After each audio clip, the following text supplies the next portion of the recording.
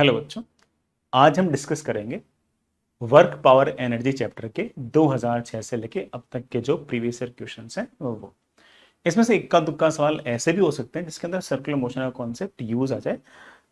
ठीक है, तो बेटा उसमें कोई बहुत ऐसे हाई फाई कॉन्सेप्ट नहीं होगा, सिर्फ वो सेंट्रीपिटल एक्सेलरेशन सेंट्रीपिटल फोर्स ऐसा कोई शब्द आ जाए तो वो मैं एक्सप्लेन कर दूंगा। ठीक, एंड काफ़ी इंपॉर्टेंट है और जैसे वर्क पावर एनर्जी का अच्छा खासा इंपॉर्टेंस जी एडवांस में रहता ही है, बट कॉन्सेप्चुअली अगर देखें तो उसका इंपॉर्टेंस थोड़ा सा और ज़्यादा है। बहुत सारे चैप्टर्स ऐसे हैं जिसमें वर्क पावर एनर्जी के लगातार कॉन्सेप्ट्स यूज होते रहते हैं। ये सवाल वो नहीं है जो किसी और चैप्टर में वर्क पावर एनर्जी का कॉन्सेप्ट यूज हो रहा हो, ये सवाल सारे के सारे वही हैं जिसमें प्रीडोमिनेंटली जो सवाल है वो मैकेनिक्स का ही है। ठीक है, अगर वर्क पावर एनर्जी का कॉन्सेप्ट यूज होकर इलेक्ट्रो का अगर सवाल होगा तो इलेक्ट्रो में करा दूंगा उसका सवाल। अगर बड़ा मान लो कि लेट से कि ईएमएफ में हुआ तो वो ईएमएफ में करा दूंगा, अगर उसका सवाल सरफेस टेंशन हो तो उसको सरफेस टेंशन में करा दूंगा। यहाँ पर तो सिर्फ और सिर्फ जो वर्क पावर एनर्जी का सवाल प्रीडोमिनेंटली मैकेनिक्स का है, सिर्फ और सिर्फ वही मैं डिस्कस कर रहा हूँ। अगेन, जिन बच्चों ने बेटा पहले से वर्क पावर एनर्जी के प्रीवियस ईयर क्वेश्चन कर रखे हैं उनको बेटा ऑफ कोर्स लेक्चर देखने की आवश्यकता नहीं है, लेकिन जिन बच्चों ने बेटा अभी तक प्रीवियस ईयर क्वेश्चन नहीं किए हैं जेई एडवांस के, वो एटलीस्ट मेरे साथ साथ करते रहे। पहले खुद सॉल्व कर ले, सवाल हो जाए यू कैन मूव ऑन, सवाल ना बने तो फटाक से सोल्यूशन देखो और फिर मूव ऑन आप कर सकते हो। मुझे सवाल समझाने में बताने में हल्का सा समय लग सकता है, बिकॉज आंसर निकालना मेरा इतना एम है नहीं जितना मेरा एम ऑफ कोर्स बेटा आपको पूरा का पूरा उसकी इर्द गिर्द की बातें समझानी है। सबसे पहला सवाल बेटा 2013 का सवाल है। The work done on a particle of mass m by a force बेटा something something i cap something something j cap दे रखा है, being a constant where k being a constant. ठीक है, when the particle is taken from a, 0 to 0, a along circular path of radius a about origin, थोड़ा मुझसे xy plane मुझसे work done पूछा है। मैं एक बार बेटा सवाल सारा का सारा वापस से एक्सप्लेन कर देता हूँ।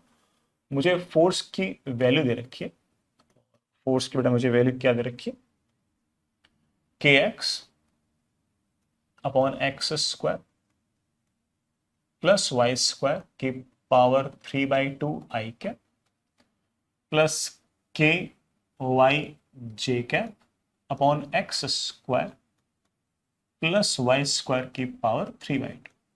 जैसा कि बेटा आपने सवाल पढ़ लिया होगा, बट फिर भी मैं एक बार आपसे एक्सप्लेन कर देता हूँ कि what they are asking about. वो ये कह रहे हैं कि हमें किसी पार्टिकल को एक पॉइंट से दूसरे पॉइंट तक लेके जाना है, हमें एक पार्टिकल को a, 0 से 0, a पर लेके जाना है, और वो भी एक सर्कुलर पाथ पर बेटा, वो भी ऐसे किसी सर्कुलर पाथ पर।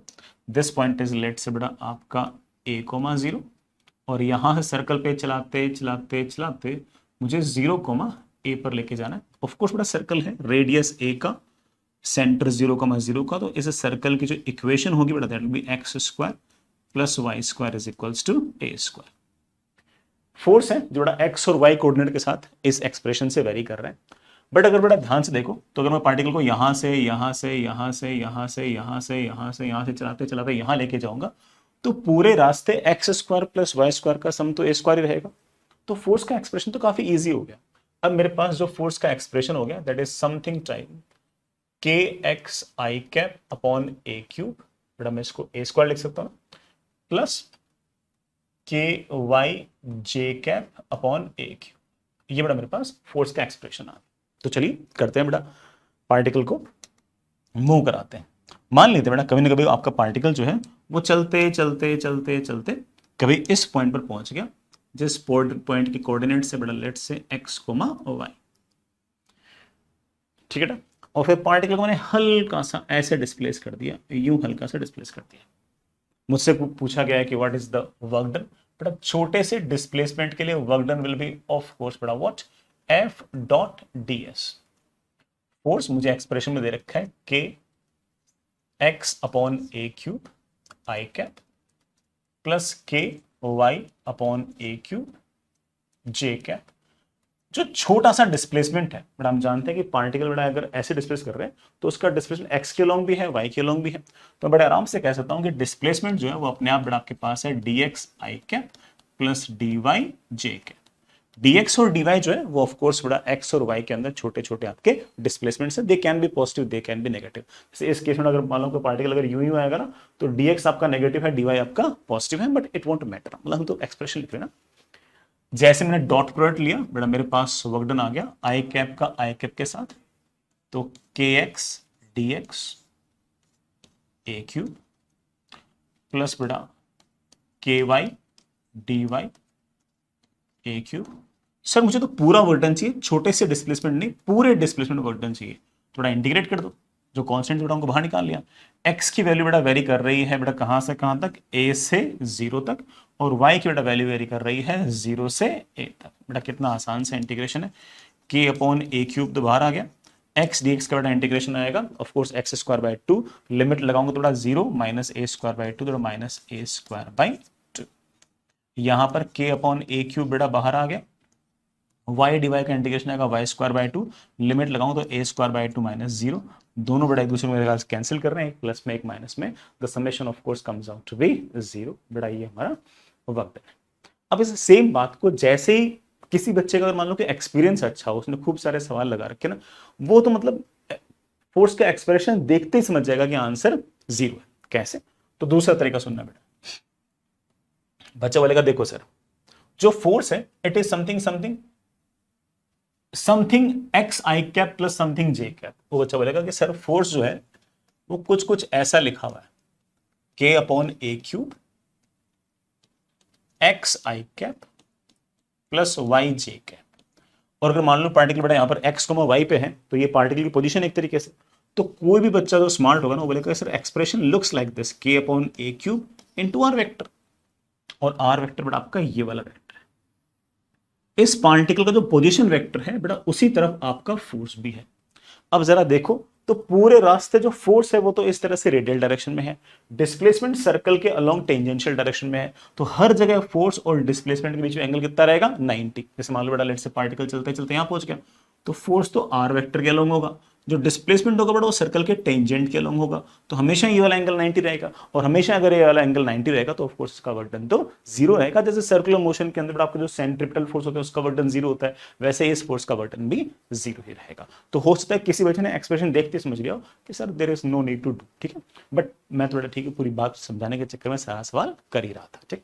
सो this is of course a better way to think about it, and I am very sure कि मेरे काफी सारे बच्चे इस बात को शुरुआत में ही सोच चुके थे। नेक्स्ट इज बड़ा अच्छा सा सवाल, हालांकि इस सवाल के अंदर बड़ा एक एंगुलर मोमेंटम जैसी चीज और पूछ रखी है, वो हालांकि हम रोटेशन मोशन में पढ़ते हैं, बट ठीक है मैं उसका फॉर्मूला बता दूंगा तो एक बार में काम बन जाएगा, ठीक है, क्योंकि इतना अच्छा सवाल था नहीं कि मैं इसको रोटेशन में कराऊं, तो मैं इसको सर्कल में करा रहा हूं। Potential energy of a particle of mass m at a distance r from a fixed point o is given by v is equals to kr square by 2। बेटा ओरिजिन से r डिस्टेंस दूर जो particle है बेटा उसकी potential energy मुझे दे रखी है kr square by 2, where k is some positive constant. This particle is moving in a circle of radius capital R about point O, बेटा point O मतलब of course बेटा आपका origin. If v is the speed of the particle and L is the angular momentum of about O, which of the following statement is are correct? बेटा पहले तो एक काम करो, इस पार्टिकल का फोर्स निकालो। We know it very well कि बेटा force is always equals to minus dv by dr। वैसे बेटा minus D by D R होता है, u होता है पोटेंशियल एनर्जी, यहां पर पोटेंशियल वो u की जगह v से रिप्रेजेंट कर रखा है, तो इट वोंट मैटर ना। जैसे आपने इसको डिफरेंशिएट किया, बेटा इसको डिफरेंशिएट करना, k बाई 2 तो बेटा बाहर आ गया, माइनस साइन बेटा फॉर्मूले में ही है, आर स्क्वायर का डिफरेंशिएट कितना आ गया 2r, तो फोर्स की वैल्यू आ गई मेरे पास माइनस के आर। माइनस सिर्फ और सिर्फ ये रिप्रेजेंट कर रहा है कि अगर आपके पास r वेक्टर ऐसे तो फोर्स ऐसे अंदर की तरफ है ना। पार्टिकल जो है बड़ा वो आर रेडियस के कैपिटल आर रेडियस के सर्कल में मूव कर रही है अबाउट ओरिजिन ओ, ऐसे कैपिटल आर बेटा रेडियस है, इसमें m मास का पार्टिकल किसी न किसी बेटा वेलोसिटी v से जा रहा है, फोर्स मेरे बच्चे बड़ी मेहनत से निकाल चुके हैं कि अंदर की तरफ है k मल्टीप्लाइड बाई सेंटर से दूरी। बेटा इस बार सेंटर से मतलब माइनस क्या आ रहा था, लेकिन अब बेटा सेंटर से दूरी कितनी है कैपिटल आर। सबसे पहले बेटा ऑप्शंस पढ़ो, ऑप्शंस क्या क्या है, मुझसे सवाल में v पूछ रखा है और एंगुलर मोमेंटम पूछ रखा है। v निकालने के लिए तो सिर्फ और सिर्फ न्यूटन्स लगाने की आवश्यकता है। बेटा जब भी कोई पार्टिकल इस तरह सर्कुलर मोशन करता है तो उसके पास सेंटर की तरफ एक एक्सेलरेशन होता है, उस एक्सेलरेशन की वैल्यू होती है v स्क्वायर बाई आर। अंदर की तरफ अगर मैं न्यूटन्स लॉज ऑफ मोशन लगाऊं तो इकलौता फोर्स है, that force is k upon r, it should be equal to mass into अंदर की तरफ एक्सेलरेशन, अंदर की तरफ एक्सेलरेशन इज ऑफ कोर्स बड़ा v square by r। Oh sorry, बड़ा फोर्स कितना आपके पास, के इंटू आर। जैसे बड़ा हमने सॉल्व किया, v की वैल्यू आ गई है बड़ा कितनी, root of k by m into r. There must be some option like that. हाँ बड़ा, देर मस्ट बी ऑप्शन, बड़ा बी ऑप्शन। लेकिन साथ ही साथ मुझसे एंगुलर मोमेंटम भी पूछ रखा है। मैं सामान्य शब्दों में कहूं तो बड़ा एंगुलर मोमेंटम जो है वो है, एंगुलर मोमेंटम इज इस एम मास का पार्टिकल का मास मल्टीप्लाइड बड़ा इसकी वेलोसिटी मल्टीप्लाइड बाय बड़ा ये जो वेलोसिटी है ना, इसके परपेंडिकुलर डायरेक्शन में ओ से कितनी दूरी है, बड़ा वो तो आ रही है। तो आंसर शुड बड़ा क्या, m into v into r. वी हमें सवाल में दे नहीं रखा, हमने निकाला है बड़ा कितना, root k by m into r. R और आर बड़ा क्या हो गया, r square. There must be some option like that, m into root k by m. अच्छा एक मिनट, एम शायद, हाँ वो एम बड़ा अंदर आ जाएगा ना, तो root m k into r square. I think the option should be C. Angular momentum का आपके पास आंसर सी आई। ठीक, परफेक्ट। आगे चलते हैं बच्चों। नेक्स्ट इज बहुत ही आसान सवाल, बड़ा जेई ने 2018 के अंदर ये वाला सवाल पूछा। रिलेटिवली मुझे ऐसा लगता है कि शायद चैप्टर का one of the most easiest questions में से एक होगा। ए particle of mass m is initially at rest. बड़ा इनिशियली एट रेस्ट का मतलब उसकी इनिशियल वेलोसिटी तो आपके पास 0 हो गई। एट ओरिजिन, अच्छा ओरिजिन भी क्या रखा है, इसका मतलब बड़ा आपका पार्टिकल यहां से स्टार्ट, ठीक है। It is subjected to a force and starts moving along x axis. कोई फोर्स लग रहा होगा, उसके कारण बड़ा वो एक्स एक्सिस के अलोंग लगातार मूव कर रहा है। इट्स काइनेटिक एनर्जी के changes with time by d k by d t is equals to gamma times of t. अच्छी बात बेटा, gamma is some positive constant, बड़ा काइनेटिक एनर्जी लगातार टाइम के साथ लीनियरली इंक्रीज हो रही है। अब चार ऑप्शन पूछ रखे हैं। फोर्स जो है क्या वो कांस्टेंट है, बड़ा पहले ऑप्शंस पढ़ना इंपॉर्टेंट है। स्पीड जो है बड़ा वो डायरेक्टली प्रोपोर्शनल टाइम है। डिस्टेंस ट्रेवल जो है बड़ा वो डायरेक्टली प्रोपोर्शनल टाइम है। और फोर्स जो है वो कंजर्वेटिव है। तो ठीक है, तो सिंपल सा सवाल है, मैं बड़े आराम से कह सकता हूं kinetic energy is equals to gamma t into d t. बड़ा इंटीग्रेट इंटीग्रेट, जब टाइम 0 था तो स्पीड 0 थी, बड़ा स्पीड 0 तो काइनेटिक एनर्जी 0। किसी भी टाइम टी पर बड़ा लेट से काइनेटिक एनर्जी इसके सॉल्व करते ही बड़ा मेरे पास काइनेटिक एनर्जी की वैल्यू आ गई। बड़ा कितनी वैल्यू आ गई, gamma times T square by. तो सी ऑप्शन तो गलत हो गया, सॉरी सी तो थोड़ा पूछा नहीं, ठीक है। काइनेटिक एनर्जी मुझे बड़ा स्पीड पूछिए तो मेरे पास आ गया speed is half M we square. मैं काइनेटिक एनर्जी को लिख सकता हूं, बड़ा 2 से 2 कैंसिल हो गया। v की वैल्यू आ गई बड़ा मेरे पास root of gamma upon m into t. मतलब v जो है बड़ा वो टाइम के साथ लीनियरली वेरी कर रही है, बड़ा बिल्कुल सही है। Speed of the particle is proportional to time. अब ऑफकोर्स बड़ा स्पीड अगर डायरेक्टली प्रोपोर्शनल टाइम है तो आपका जो डिस्टेंस ट्रेवल्ड या जो डिस्प्लेसमेंट है वो डायरेक्टली प्रोपोर्शनल टी स्क्वायर होगा, क्योंकि इसी vx को बड़ा हम क्या लिख सकते हैं, dx बाई dt। और अगर मैं dt को ऊपर ले जाऊं तो बड़ा x की मेरे पास वैल्यू आ जाएगी half times root of gamma upon m into T square. तो डिस्प्लेसमेंट जो है बड़ा या डिस्टेंस ट्रेवल जो है वो डायरेक्टली प्रोपोर्शनल टू टी नहीं है, बल्कि वो डायरेक्टली प्रोपोर्शनल टू टी का स्क्वायर है। तो सी गलत होगी। मुझे बड़ा पहले और जो फोर्थ वाला सवाल है उसमें फोर्स की बात कर रखी है। अब फोर्स की बात तो तब करोगे जब एक्सेलरेशन पता होगा। एक्सेलरेशन निकालने के लिए आप बड़े आराम से कह सकते हो कि sir acceleration is of course dv by dt। हाँ बड़ा बिल्कुल सही है, dv बाई dt मैंने निकाला तो that comes out to be root of gamma upon m। Acceleration मेरा कांस्टेंट आ गया। एक्सेलरेशन अगर कांस्टेंट आ गया तो ऑफ कोर्स बड़ा आपका फोर्स भी तो कांस्टेंट। तो आपका पहला वाला ए आंसर बड़ा बिल्कुल परफेक्टली सही है। अब लास्ट वाला ऑप्शन की जो आपका फोर्स है बड़ा वो कंजर्वेटिव है, बिल्कुल सही बात है। ऐसा कोई फोर्स जो हमेशा ही कांस्टेंट रहे, इट इज ऑलवेज कंजर्वेटिव। बल्कि जब कंजर्वेटिव फोर्सेस के जब एग्जांपल बताए थे ना, तो सबसे पहले एग्जांपल ये दिया था कि कांस्टेंट फोर्स। याद करो कंजर्वेटिव फोर्स की डेफिनेशन में मेन चीज क्या थी, कि वर्क डन जो है वो पाथ पर डिपेंड नहीं करना चाहिए, और कांस्टेंट फोर्स का वर्क डन पाथ पर डिपेंड नहीं करता। तो इसका मतलब आपका जो कांस्टेंट फोर्स है वो हमेशा ही कंजर्वेटिव होगा, और कांस्टेंट फोर्स हमेशा कंजर्वेटिव है, इसलिए बेटा आपका फोर्थ ऑप्शन भी सही, कि जो आपने एक्सटर्नल फोर्स लगा रखा है वो अपने आप में कंजर्वेटिव है। So answer comes out to be ABC। ठीक है, परफेक्ट बेटा। आगे चलते हैं। नेक्स्ट इज थोड़ा सा मतलब बड़ा कंट्रोवर्शियल सा सवाल है। मतलब जेई के जो ऑप्शंस है वो थोड़े से कंट्रोवर्शियल हैं। मतलब उन्होंने जबरदस्ती बेटा ये मतलब ये दो ऑप्शन थोड़ा एक जैसे बना दिए। बड़ा कौन सा पी और क्यू, पी और एस वाला ऑप्शन एक जैसे बना, दोनों पैराबोला माउथ अपने अपवर्ड्स टाइप बना दिए।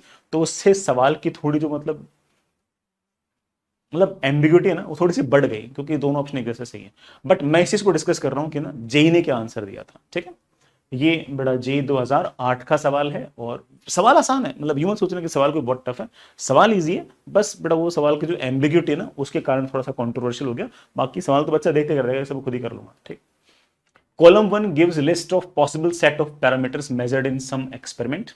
The variation of parameter is in the form of graph as shown in column 2. बड़ा column 2 में ग्राफ है, column 1 के अंदर बड़ा कोई ना कोई दो पैरामीटर्स को कंपेयर कर रखा होगा। Match the sets of parameter in column 1 with the graph in the column 2. Indicate your answer by darkening the appropriate bubble of the 4 into 4 matrix. बड़ा 4 into 4 matrix आजकल तो नहीं आ रहा, ये पहले आया करता था। 4 into 4 matrix में क्या था कि A can match with any number of options, मतलब A can match with P, only P. A can match with P as well as Q. A can match with P as well as Q as well as R as well as ऐसे था। तो ये इस तरह के सवाल 2008 में पूछे, बड़ा 11 में पूछे, 12 में पूछे। बाद में मैथ्स तो कॉलम्स में इस तरह के बड़ा सवाल पूछने थोड़े से बंद हो गए। फिर क्या हुआ कि मान लो कि ऐसे आए भी ना कि A can match with P Q R S, B can match with, तो उसको भी वो सिंगल चॉइस में कन्वर्ट करके ऑप्शंस बना दिया करते थे। तो that those match the columns were relatively easier as compare to this. इसमें खुद ही सोचना ना, ठीक है बेटा, मैं समझाता हूं। हालांकि मैं पहले बोल दूं बेटा सवाल एम्बिग्यूअस है, इसलिए हो सकता है कि बेटा जो एक्चुअल आंसर हो और अपना जो आंसर है उसमें डिफरेंस हो सकता है, ठीक है। Potential energy of simple pendulum as a function of displacement. बेटा पोटेंशियल एनर्जी जो है वो आपको y में लेनी है और डिस्प्लेसमेंट जो बेटा आपको वो x में लेना है। बेटा बहुत आसान है। तो मेरे पास लेट से बेटा कोई ना कोई इस तरह का सिंपल पेंडुलम, ये बेटा आपके पास कोई ना कोई बेटा इसकी लेंथ, ये एम मास बड़ा पार्टिकल है, ये बेटा किसी न किसी ग्राउंड से किसी न किसी हाइट के ऊपर ऐसे होगा। बड़ा पार्टिकल चलते चलते चलते यहां कहीं पहुंच जाएगा। सिंपल पेंडुलम बेटा इस तरह से, ठीक है। पोटेंशियल एनर्जी वर्सेस डिस्प्लेसमेंट, बेटा डिस्प्लेसमेंट को मैं एक बार के लिए ऐसे x मान लेता हूं, ठीक। सिंपल पेंडुलम में बेटा एंगल थीटा वगैरह छोटे होते हैं, ठीक। तो मान लो बेटा कि शुरुआत में ये यहां से h हाइट पे था, अगर ये एंगल थीटा है तो ये थोड़ा सा h हाइट पे और चला गया, मैं इसको स्मॉल h लिख दूं। अगर मैं ग्राउंड पर पोटेंशियल एनर्जी 0 मानूं तो यहां बेटा मैं ग्राउंड पोटेंशियल एनर्जी मान सकता हूं m इंटू जी इंटू बेटा यहां से तक की हाइट। बेटा यहां से तक की height comes out to be h plus h, that is m into ji into capital H। तो बड़ा ठीक है, इस स्मॉल h को मैं लिख सकता हूं कि अगर पेंडुलम की लेंथ अगर l है तो अगर ये लेंथ बेटा l है तो यहां से तक की टोटल लेंथ आपके पास l है। ये अगर l है तो आपके पास ये l cos थीटा है, तो ये आपके पास हाइट आ जाएगी l minus l cos theta. मेरे पास ये आ जाएगी l माइनस l का cos थीटा। बड़ा मेरे पास आ गया that is equals to m g h plus l into 1 minus cos of theta. बड़ा परफेक्ट। cos थीटा का बड़ा एक एक्सपेंशन है, शायद बड़ा कई बच्चों को पता भी होगा, टेलर सीरीज वगैरह से बड़ा उसका एक्सपेंशन निकाल सकते हैं। थीटा बड़ा अगर छोटा होगा, जो कि of course simple pendulum theta छोटे होते हैं, तो उस केस में हम cos थीटा का बड़ा cos थीटा का एक्सपेंशन होता है 1 माइनस एक्स स्क्वायर बाई 2। बड़ा पर थीटा था तो 1 minus theta square by 1 minus theta square by 2। बड़ा थीटा थीटा कैंसिल, बड़ा मेरे पास आ गया that is equals to M ji H. तो ठीक है बेटा, 1 से बड़ा 1 कैंसिल, मेरे पास क्या आ गया l बाई 2 इंटू बड़ा थीटा का square, that comes out to be M G into बेटा h plus l by 2 into theta का स्क्वायर। थीटा बेटा हमेशा can return as x upon l, तो मेरे पास आ गया x square upon L square. बेटा एक एल कैंसिल, तो पहले का जो मेरे पास एक्सप्रेशन है बेटा वो मेरे पास आ गया है u इज इक्वल्स टू, बेटा देखना देखना देखना क्या आ गया, एम जी h plus plus plus plus बेटा m g by 2 into x square upon L square. ये बेटा मेरे पास पोटेंशियल एनर्जी इस तरह से आ चुकी, ठीक है। तो वैसे अगर देखें थोड़ा ठीक है, ये y एक्सिस में, ये x थोड़ा x एक्सिस में है, तो it's an equation of parabola mouth opening upwards. अब पैराबोला माउथ ओपनिंग अपवर्ड सी वाला भी हो सकता है, पैराबोला माउथ ओपनिंग अपवर्ड सी वाला भी हो सकता है। भाई x इक्वल्स टू 0 पर पोटेंशियल 0 भी तो हो सकती है। पोटेंशियल जो तो हम यहां भी 0 मान सकते हैं, यहां भी 0 मान सकते हैं। किसी बच्चे ने बड़ा मान लो कि अगर रेफरेंस फ्रेम यहां लिया होता तो बड़ा वो यहां पोटेंशियल 0 मान लेता। ठीक, इसी तरह से बड़ा इक्विलिब्रियम पोजीशन जो है वो x इक्वल्स टू 0 पर भी ले सकता है और वो x इक्वल्स टू x0 पर भी ले सकता है। तो दो आंसर्स ठीक लग रहे हैं। बड़ा कौन से आंसर्स ठीक लग रहे हैं? P एंड S दोनों सही लग रहे हैं, दोनों ही एक जैसे सही है।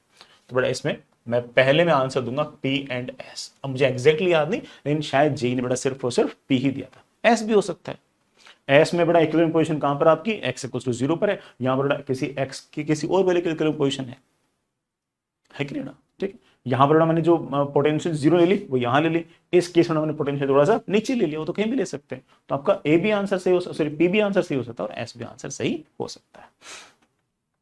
ठीक है ना? और ऑप्शंस पढ़े।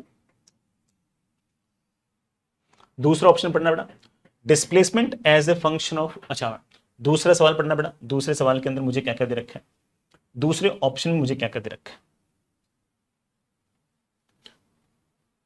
हाँ बेटा, दूसरे ऑप्शन मुझे डिस्प्लेसमेंट जो है बेटा मुझे वाई एक्सिस में रखना है as a function of time. Time बेटा एक्स एक्सिस में रखनी है for one dimensional motion when ball is moving along positive X axis. बेटा कोई ऑब्जेक्ट है, बेटा कोई ऑब्जेक्ट है ऐसे, वो पॉजिटिव एक्स एक्सिस के लॉन्ग मूव कर रही है।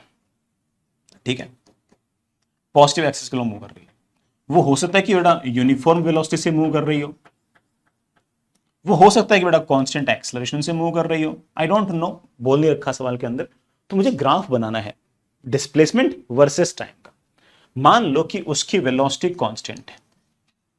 अगर बेटा वेलोसिटी कांस्टेंट हुई, अगर वेलोसिटी कांस्टेंट हुई तो मेरा बच्चा बड़े आराम से बोलेगा कि sir displacement is equals to u into T. बेटा ये y एक्सिस में लिखने के लगा है, ये x एक्सिस में लिखने के लगा है। y पर पावर 1, x पर power 1, graph should be straight line passing through origin. t equal to 0 पर आपका डिस्प्लेसमेंट 0 है। ठीक है, तो ग्राफ कैसा आना चाहिए? आपका q आना चाहिए। तो इसमें q तो पॉसिबल है। ठीक है, अगर मान लो कि एक्सेलरेशन कांस्टेंट हुआ तब क्या होगा? बेटा एक्सेलरेशन कांस्टेंट होगा तो डिस्प्लेसमेंट होगा s equals to ut plus half at square. या फिर मान लो इनिशियल वेलोसिटी नहीं हुई तो बेटा मेरे पास होगा that is equals to simply half at स्क्वायर। ut plus half at square का जो ग्राफ बनता है बेटा वो तो बनता है ऐसा, और हाफ at स्क्वायर का जो ग्राफ बनता है बेटा वो बनता है सिर्फ और सिर्फ ऐसा।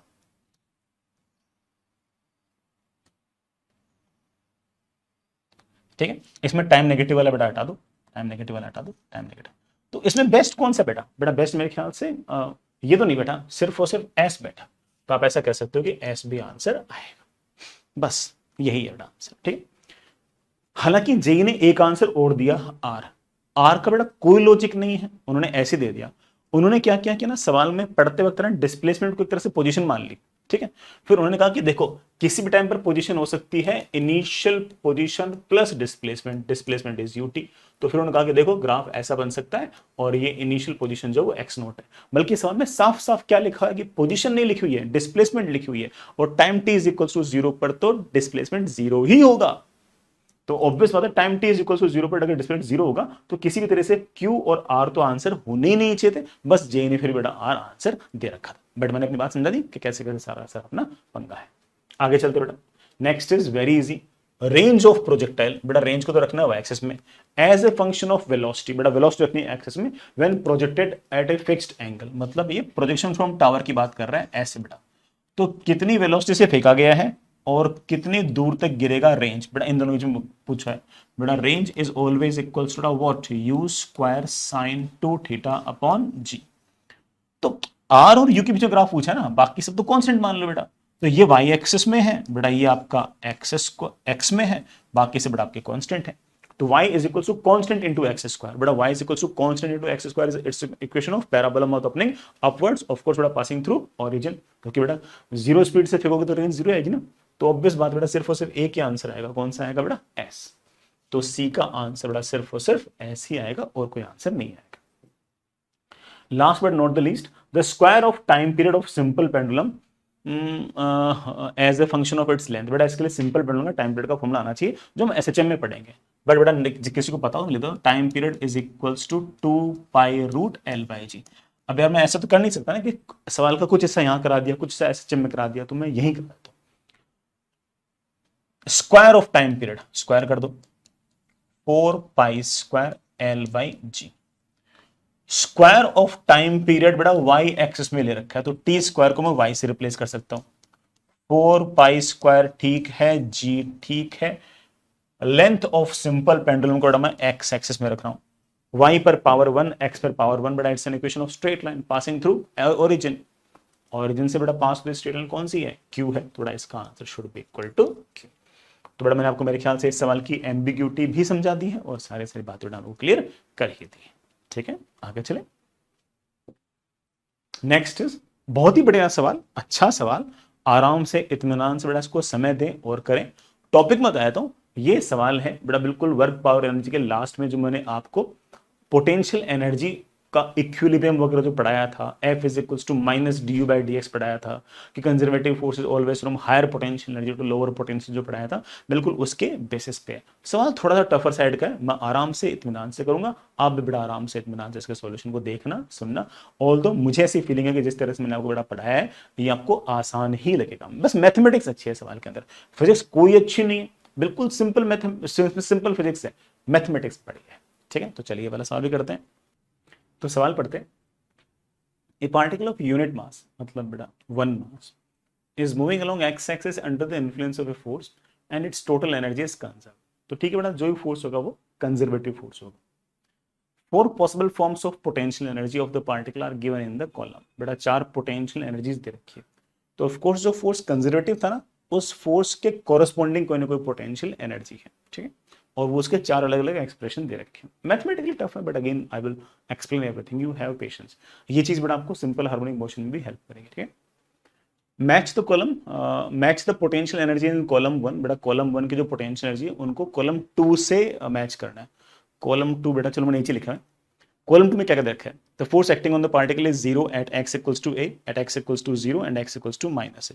तो पहले 3 ऑप्शन में तो ये पूछ रखा है कि फोर्स कहाँ 0 है, तो पोटेंशियल एनर्जी से फोर्स मुझे निकालना आता है minus du/dx and I will try to check कि बेटा कहाँ कहाँ वो 0 है।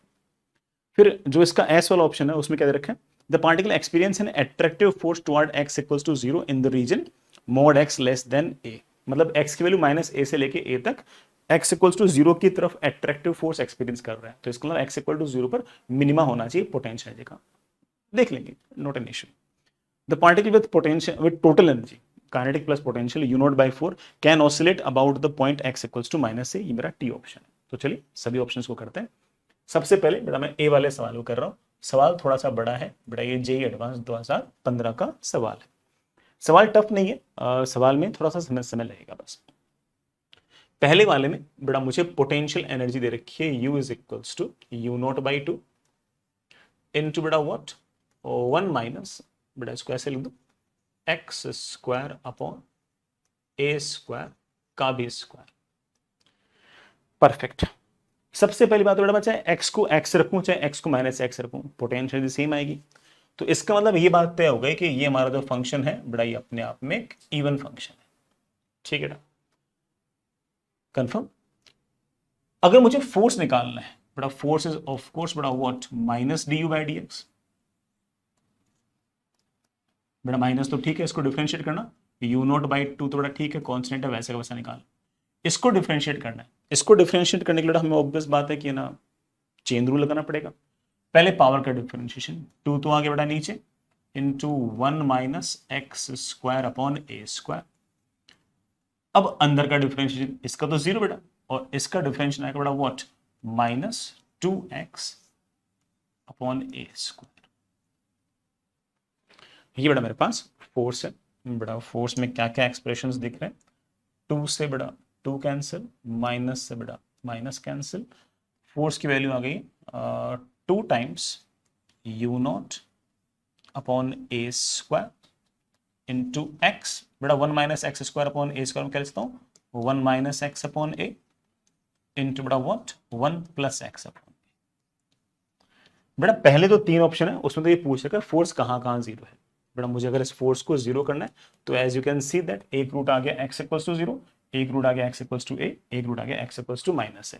तो इसका मतलब x इक्वल्स टू जीरो पर, x equals to minus a पर और x equals to plus a पर बेटा फोर्स की वैल्यू जीरो है, या फिर du बाई dx या माइनस du बाई dx की वैल्यू जीरो है।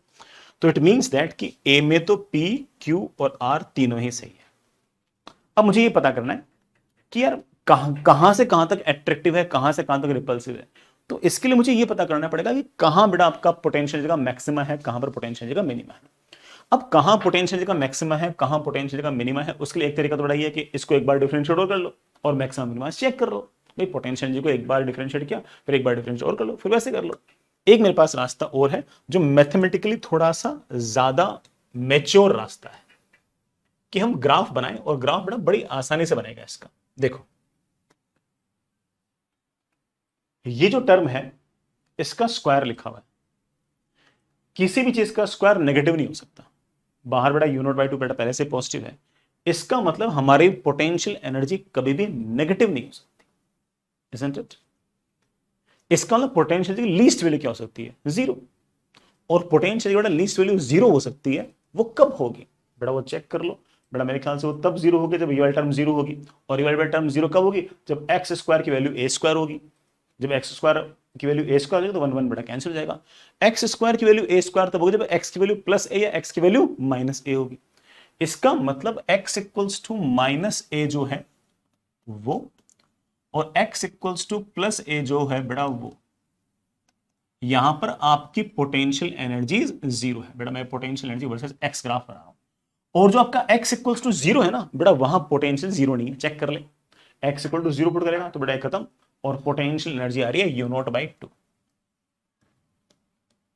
इसका मतलब ये तय हो गया कि x equals to minus A, X equals to zero और x equals to plus A. यहां पर du बाई dx जीरो है, इसका मतलब यहां पर या तो वहां पर मैक्सिमम होगा या वहां पर मिनिमम होगा। अब ऑब्वियस बात है बेटा यहां पर पोटेंशियल नेगेटिव नहीं हो सकती, तो इसका सीधा सीधा अर्थ ये हुआ कि यहां पर ग्राफ ऐसे पलट रहा होगा। यहां पर बेटा again D by D x zero है, यहां पर D by D x zero, तो हॉरिजॉन्टल टेंजेंट आना चाहिए, तो पोटेंशियल का बेटा यहां पर मैक्सिमम आएगा। हमारा सारा का सारा बड़ा फंक्शन जो है वो इवन फंक्शन है, तो ऐसे बड़ा ग्राफ यहां पर होगा। Graph will look something like this, isn't it so beautiful? बेटा समझ में आ गया होगा। तो बिना कोई सेकंड डेरिवेटिव के हम बड़े आराम से ऐसा सोच सकते हैं कि हमारे जो ग्राफ आया है बड़ा वो इस तरह का सा ग्राफ हमारे पास आया है।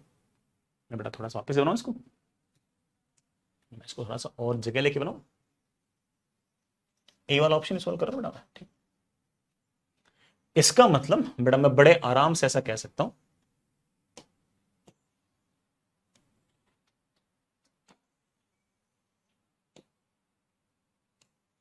मैं बड़े आराम से ऐसा कह सकता हूं कि अगर ये potential energy versus x curve है, तो x की वैल्यू माइनस ए पर और x की वैल्यू प्लस ए पर पोटेंशियल एनर्जी की वैल्यू जीरो है, और कभी भी पोटेंशियल जीरो से छोटी नहीं हो सकती। तो यहां पर पोटेंशियल एनर्जी का मिनिमा है, तो बेटा यहां पर ग्राफ ऐसे मुड़ा होगा।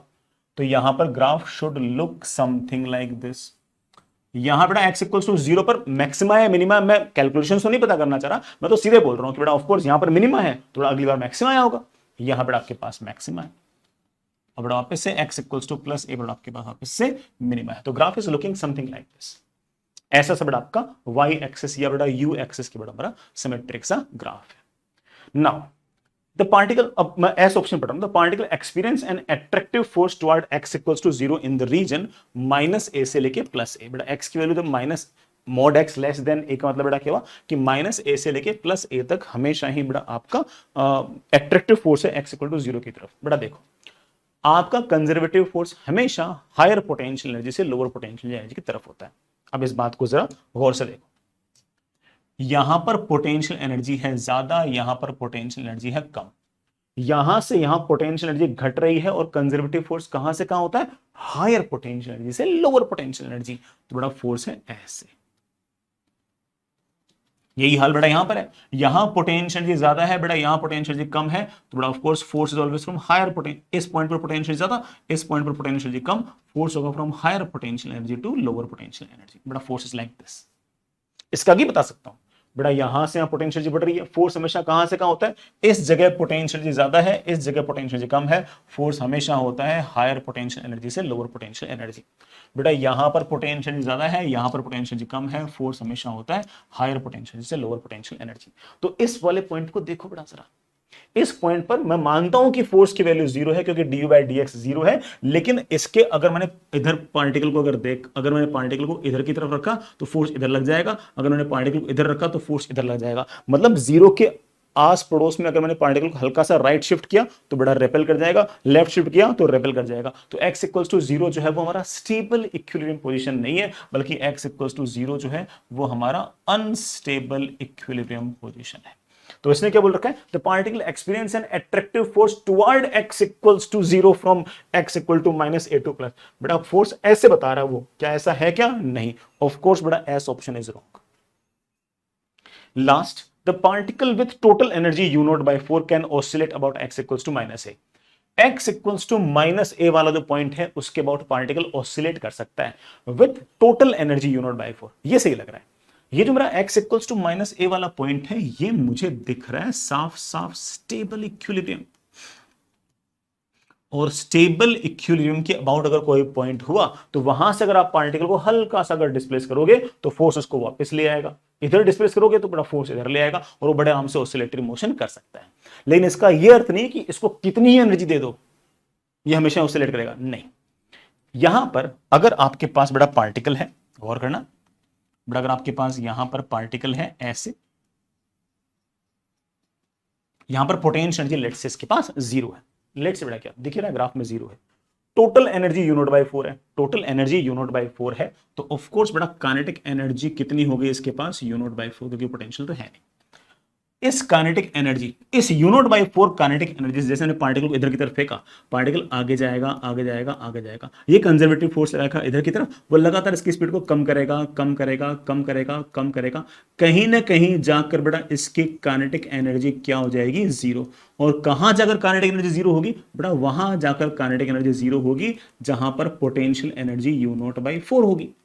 जैसे ही काइनेटिक एनर्जी जीरो, बड़ा फोर्स लग रहा है इधर की तरफ, भागेगा भागेगा भागेगा भागेगा, वापस यहीं पर आएगा, जब वापस यहां पर आएगा तो वापस से kinetic energy u not by 4 होगी। बड़ा फिर पार्टिकल के पास वेलोसिटी है इस तरफ, पार्टिकल इधर भागेगा, जैसे इधर भागेगा फोर्स लग रहा है इधर की तरफ, वो लगातार इसकी स्पीड को कम करेगा कम करेगा कम करेगा कम करेगा, कहीं ना कहीं जाकर बेटा इसकी स्पीड और इसकी काइनेटिक एनर्जी वापस से जीरो हो जाएगी। बेटा काइनेटिक एनर्जी जीरो कहां पर होगी, काइनेटिक एनर्जी वहां पर जीरो होगी जहां पर इसकी potential energy u not by 4 हो जाएगी, क्योंकि नेट एनर्जी इसके पास u नॉट बाई 4 है। बेटा यहां पर इसकी पोटेंशियल एनर्जी वापस से u नॉट बाई 4 हो जाएगी। जैसे बेटा यहां पर काइनेटिक एनर्जी जीरो, फोर्स लग रहा है इधर की तरफ, and it will perform oscillatory motion, ऐसे ऐसे बेटा ऑसिलेटरी मोशन करेगा। यहां पर काइनेटिक u नॉट बाई 4 है, यहां पर पोटेंशियल u नॉट बाई 4 है, यहां पर काइनेटिक u नॉट बाई 4 है, यहां पर पोटेंशियल u नॉट बाई 4 है, और ऐसे ऐसे लगातार ऑसिलेटरी मोशन करता जाएगा। अगर आपने इस पार्टिकल को यहां पर kinetic energy u not by 2 से अगर ज्यादा दे दी होती, बड़ा फिर पंगा था। जैसे आपने इसको u नॉट बाई 2 से अगर ज्यादा काइनेटिक एनर्जी दी होती तो ये पार्टिकल जाता जाता जाता, यहां नहीं रुकता, जाता जाता जाता जाता यहां पहुंचता। मान लो मैंने इसको u नॉट एनर्जी दी, तो जैसे बड़ा यहां पर मान लो मैंने इसको 3 u नॉट बाई 4 एनर्जी दी, गया गया गया गया गया गया, यहां तक काइनेटिक एनर्जी घटेगी। वो जो 3 u नॉट बाई 4 है उसमें से u नॉट बाई 2 तो बेटा क्या हो गई उसकी पोटेंशियल, अभी भी काइनेटिक एनर्जी बच गई बेटा कितनी, u नॉट बाई 4, उसी कारण वो आगे चला जाएगा, उसी कारण वो आगे चला जाएगा। ठीक है, समझ गए। फिर इस पॉइंट के बाद ऑसिलेटरी मोशन नहीं कर रहा बेटा, फिर वो ऐसे अलग अलग ऑसिलेट करना स्टार्ट होगा। तो इतना तय हो गया कि अगर पोटेंशियल u नॉट बाई 4 है, मतलब यूनिट से अगर छोटी है, सॉरी u नॉट बाई 2 से अगर छोटी, बेटा u नॉट बाई 2 ना, अगर u नॉट बाई 2 से छोटी है तो x equals to minus a के अबाउट ही ऑसिलेट करेगा। और बेटा इसी तरह से x equal to plus a के अबाउट भी ऑसिलेट कर सकता था, अगर बेटा एक ऑप्शन ऐसा होता तो। T option seems to be very correct, perfect. यही ऑप्शन बड़ा अगर ऐसे बोलता है कि x equal to plus a के अबाउट भी ऑसिलेट करेगा, बिल्कुल सही था, वो भी सही था, वो तो सिमेट्री है, जैसा माइनस a वैसे प्लस a। बी ऑप्शन पढ़ते हैं बेटा, बी ऑप्शन भी इजी है, बी ऑप्शन तो मैथमेटिकली बहुत इजी है। मुझे दे रखा है कि potential energy is equals to u not by 2 into x square upon a square. बेटा तो बहुत आसान हो गया, अगर किसी ने मेरे से potential energy versus x graph पूछा, बेटा कोई डिफरेंशिएट करने की जरूरत ही नहीं है। It is equation of parabola mouth opening upwards. बेटा ये रहा आपका यू, बेटा ये रहा आपका एक्स। एक्स इक्वल्स टू 0 पर बेटा पोटेंशियल एनर्जी का मिनिमा है। बेटा पोटेंशियल एनर्जी का अगर मिनिमा है या पोटेंशियल एनर्जी बेटा लीस्ट है, ऑफ कोर्स ये आपका स्टेबल इक्विलिब्रियम पोजीशन है। बेटा स्टेबल इक्विलिब्रियम पोजीशन का अर्थ क्या है? बेटा स्टेबल इक्विलिब्रियम पोजीशन का अर्थ ये कि x इक्वल्स टू 0 के अगर मैंने पार्टिकल को इधर डिस्प्लेस किया तो फोर्स आएगा इधर, इधर डिस्प्लेस किया तो फोर्स आएगा इधर। वो तो बेटा दिख ही रहा है, यहां पर पोटेंशियल एनर्जी है ज्यादा, बेटा यहां पर पोटेंशियल एनर्जी है कम। और फोर्स हमेशा कहां से कहां होता है? हायर पोटेंशियल एनर्जी से lower potential energy, higher potential से लोअर पोटेंशियल एनर्जी। तो आपके जो फोर्स है बेटा वो दे would have been like this, क्योंकि यहां पोटेंशियल ज्यादा, बेटा यहां पोटेंशियल ज्यादा, यहां पोटेंशियल कम, तो फोर्स हमेशा हायर पोटेंशियल से लोअर पोटेंशियल ऐसे आपके लगेंगे। ऑप्शंस देखना, the force acting on the particle is 0 at x equals to a, बिल्कुल गलत। इस बार तो बेटा आपका du by dx सिर्फ और सिर्फ एक जगह 0 हुआ है, बेटा कहां पर? x इक्वल्स टू 0 पर। The force acting on particle is 0 at x equals to a, बिल्कुल सही। The force acting on particle is 0 at x equals to minus a, बिल्कुल गलत। The particle experience an attractive force toward x equals to a in the region x, क्या x equals to minus a से लेकर x equals to plus ए के बीच में particle का x equals to 0 की तरफ अट्रैक्टिव फोर्स लग रहा है? ऑफ कोर्स लग रहा है, बड़ा आपका एस भी करेक्ट। लास्ट बेटा, the particle with total energy U not by 4 can oscillate about x equals to minus A. यहां पर कोई x equals to minus A वाला पॉइंट है, क्या उसके बाद ऑसिलेटरी मोशन हो सकता है? नहीं। जैसे बेटा पार्टिकल को यहां रखोगे फोर्स लग जाएगा इधर की तरफ, यहां पर कोई इक्विलिब्रियम पोजीशन नहीं है। तो बेटा बी के कौन से ऑप्शन सही हुए? बेटा बी के ऑप्शन सही हुए Q एंड S। बस आगे चलते हैं। बेटा आपका सी वाला ऑप्शन, सी वाला ऑप्शन अगेन बेटा थोड़ा सा मैथमेटिकली टफ है, फिजिक्स वाइज इतना टफ नहीं है। आराम से बड़ा इस एक्सप्रेशन को देखते हैं, मैं थोड़ा सा समझाने में समय ले सकता हूं। आप में से बड़ा कई बच्चों की हो सकता है कि मैथमेटिक्स उतनी अच्छी ना हो, तो उनको समझाने के लिए समय लग सकता है। बाकी बड़ा ठीक है, जिसकी मैथमेटिक्स बहुत अच्छी है वो देखते समझ आए क्या चल रहा है। हाँ बेटा, potential energy is equals to U not by 2 into x square upon A square into E raise to power minus x square upon A square. Again बेटा x की वैल्यू चाहे प्लस समथिंग ले या x की वैल्यू माइनस समथिंग ले, दोनों ही केस में पोटेंशियल एनर्जी सेम आ रही है। तो ये तो पक्का हो गया है कि ये आपके पास एक इवन फंक्शन है। पहले 3 सवाल के अंदर मुझसे साफ साफ ये पूछ रखा है कि आप तो ये बताइए कि कहां कहां बेटा आपके पास स्टेबल इक्विलिब्रियम पोजीशन और अनस्टेबल इक्विलिब्रियम पोजीशन है। तो ऐसे में इसके लिए आपको सिर्फ क्या करना है? f is equals to minus D U by D X करना और उसको 0 करना है। f है बेटा आपके पास minus D U by D X minus U not बेटा बाहर निकाल लूं, 2 बाहर निकाल लूं, ए स्क्वायर बाहर निकाल लूं, सिर्फ इसका डिफरेंशिएशन करना है। बेटा कर दो मल्टीप्लिकेशन रूल से। मल्टीप्लिकेशन रूल बेटा क्या कहता है? वो कहता है कि देखो e raise to power minus x square upon A square को तो वैसे का वैसा लिख दो, मल्टीप्लाइड बाई एक्स स्क्वायर का डिफरेंशिएशन, एक्स स्क्वायर का डिफरेंशिएशन 2x। अब उल्टा, अब एक्स स्क्वायर को वैसा का वैसा लिख दो और इसका डिफरेंशिएशन, बेटा इसका डिफरेंशिएशन चेन रूल से आएगा, e raise to power minus x square upon A square. अब इसका डिफरेंशिएशन, बेटा इसका डिफरेंशिएशन आएगा minus 2x upon A square. What do we want? We want it to be 0। तो बेटा ठीक है, माइनस यू नॉट ठीक है बेटा, 2a स्क्वायर ठीक है, हाँ बेटा 2a स्क्वायर ठीक। कुछ बेटा कॉमन आ रहा है क्या? मेरे ख्याल से बेटा क्या क्या कॉमन आ जाएगा? 2x कॉमन आ जाएगा, 2x बेटा यहां भी है, 2x बेटा यहां पर भी है, और e raise to power minus x square upon A square common आ जाए। क्या क्या कॉमन आ गया बेटा? 2x e raise to power minus x square upon A square common आ गया। बेटा यहां पर क्या बच गया? 1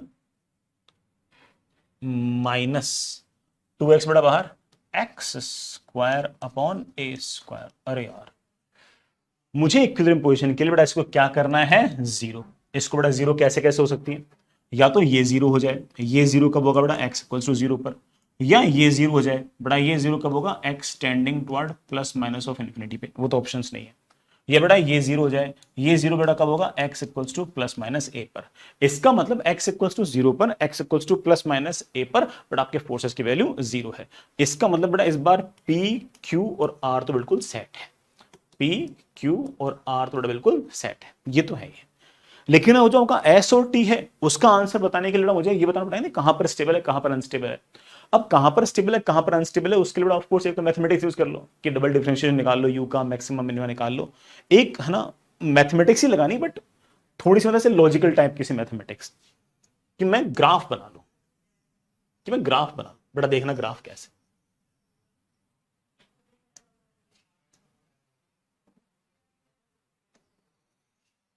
ये बेटा मेरे पास पोटेंशियल एनर्जी, बेटा मेरे पास ये लेट से एक्स, ठीक है।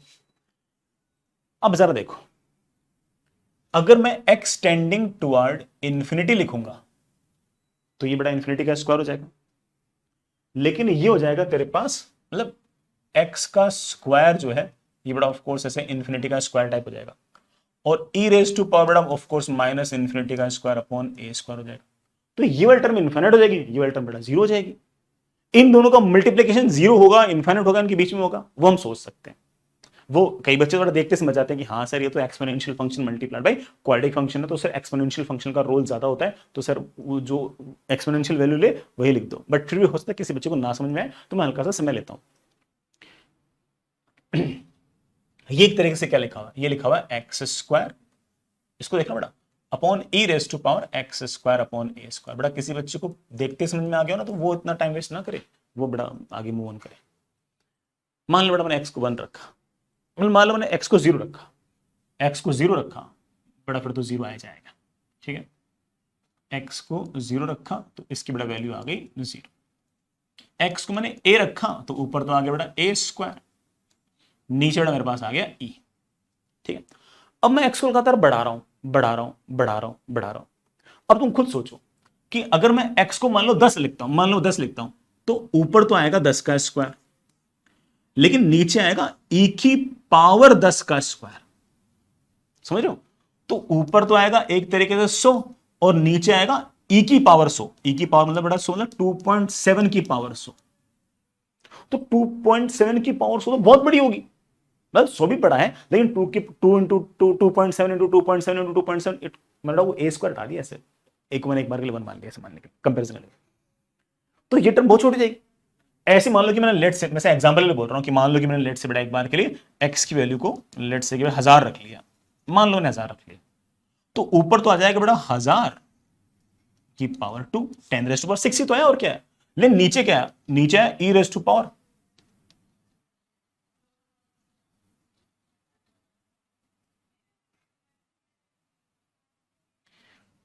ई into E into E into E into कितने times 10 lakh times.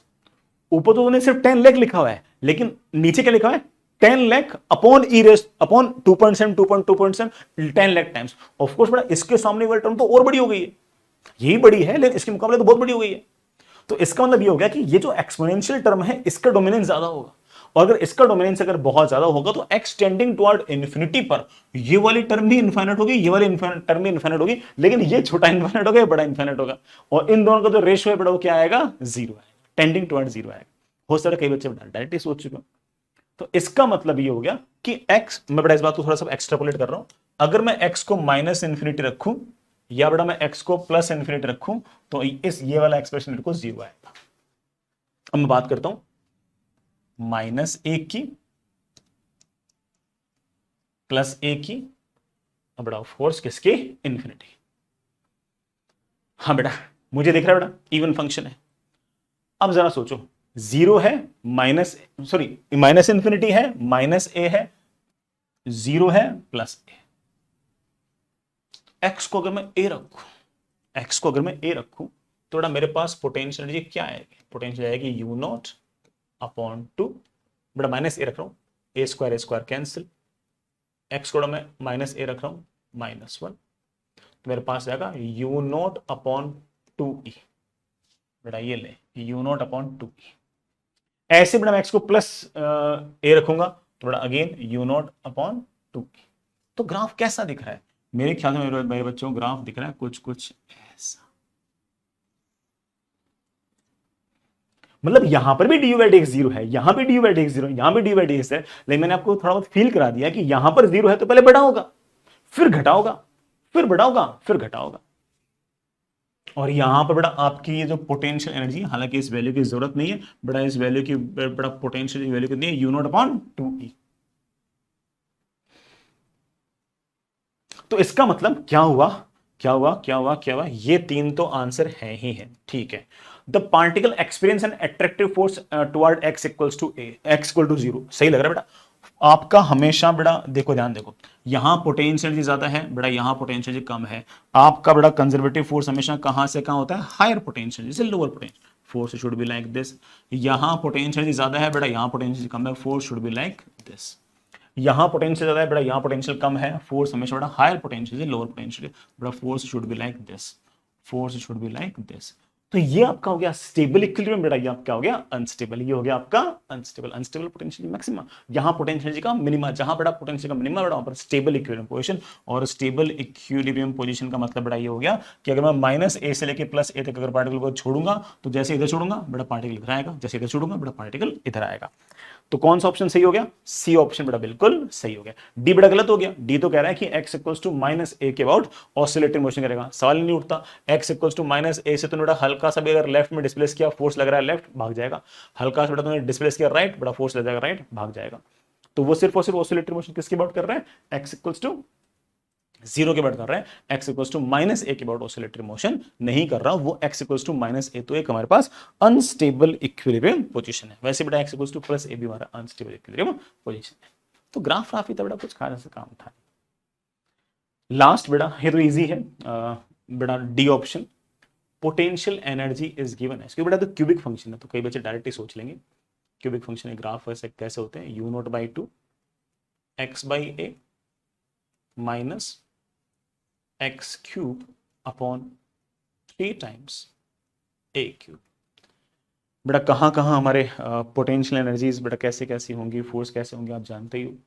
Force is always equals to बेटा व्हाट, -du/dx।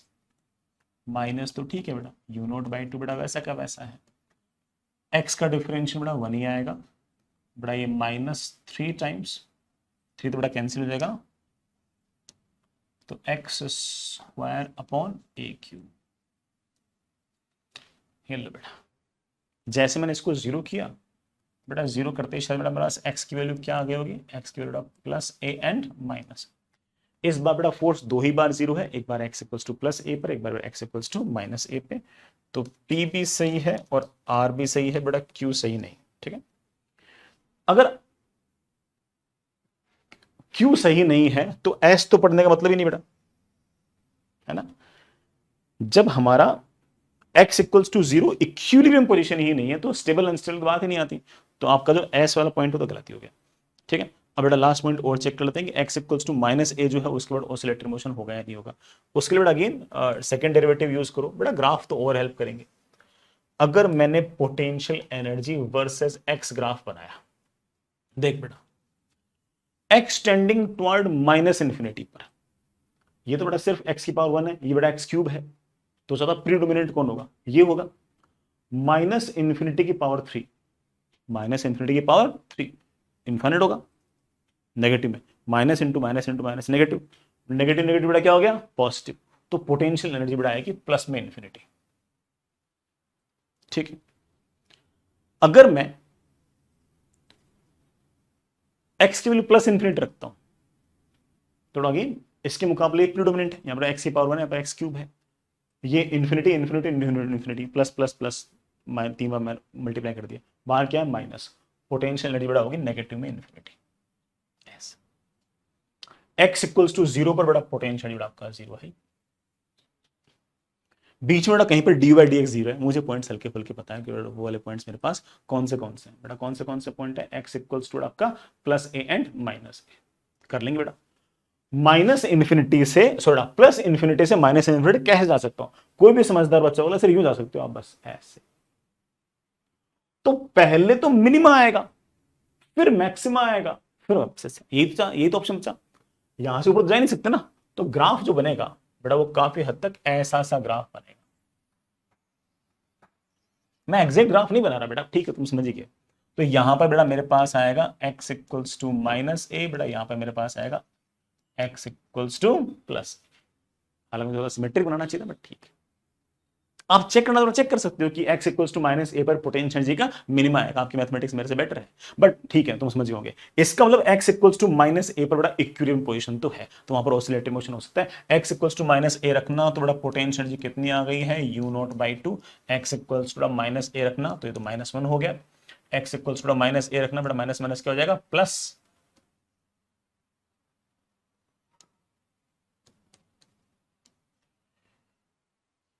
बेटा कितनी हो गई है, u not by two into 2/3, बेटा that comes out by u not by 3। ले बेटा, अच्छा पोटेंशियल पॉजिटिव आ रही है, x की वैल्यू बेटा माइनस ए रखना, नहीं नहीं माइनस नेगेटिव आ रही है।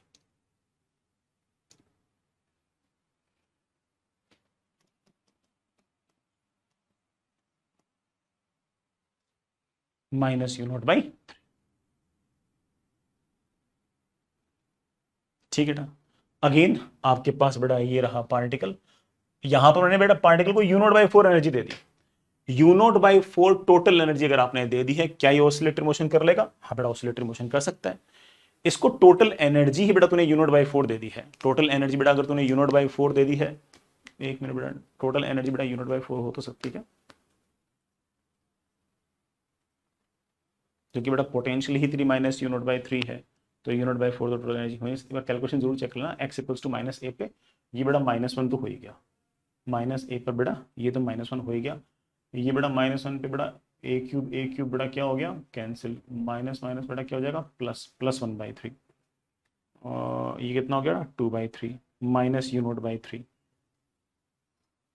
यहां पर बेटा आपकी potential energy minus u not by 3 है, मतलब बेटा कितनी, -0.33 ऑफ u नॉट है। और आप इसको कितनी एनर्जी बेटा देने की बात कर रहे हो, आप इसको एनर्जी देने की बात कर रहे हो 0.25 यू नॉट, बेटा टोटल एनर्जी बेटा 0.25 यू नॉट देने की बात कर रहे हो। आप बेटा ऐसे टोटल एनर्जी देना चाहते हो बेटा कितनी, 0.25 u naught. It should be equal to बेटा व्हाट, काइनेटिक एनर्जी प्लस बेटा आपकी पोटेंशियल एनर्जी, पोटेंशियल आपका, हाँ ठीक है, कोई दिक्कत नहीं है। मेरे पास यहाँ पर काइनेटिक एनर्जी की बेटा वैल्यू आ गई बेटा कितनी, इन दोनों का सम बेटा वो इधर आ जाएगी बेटा, कितनी आ जाएगी, यू नॉट बाई 3 प्लस बेटा व्हाट, यू नॉट बाई 4 बेटा 5 यू नॉट बाई 12। इतनी बेटा तुम इसको काइनेटिक एनर्जी कर देते हो।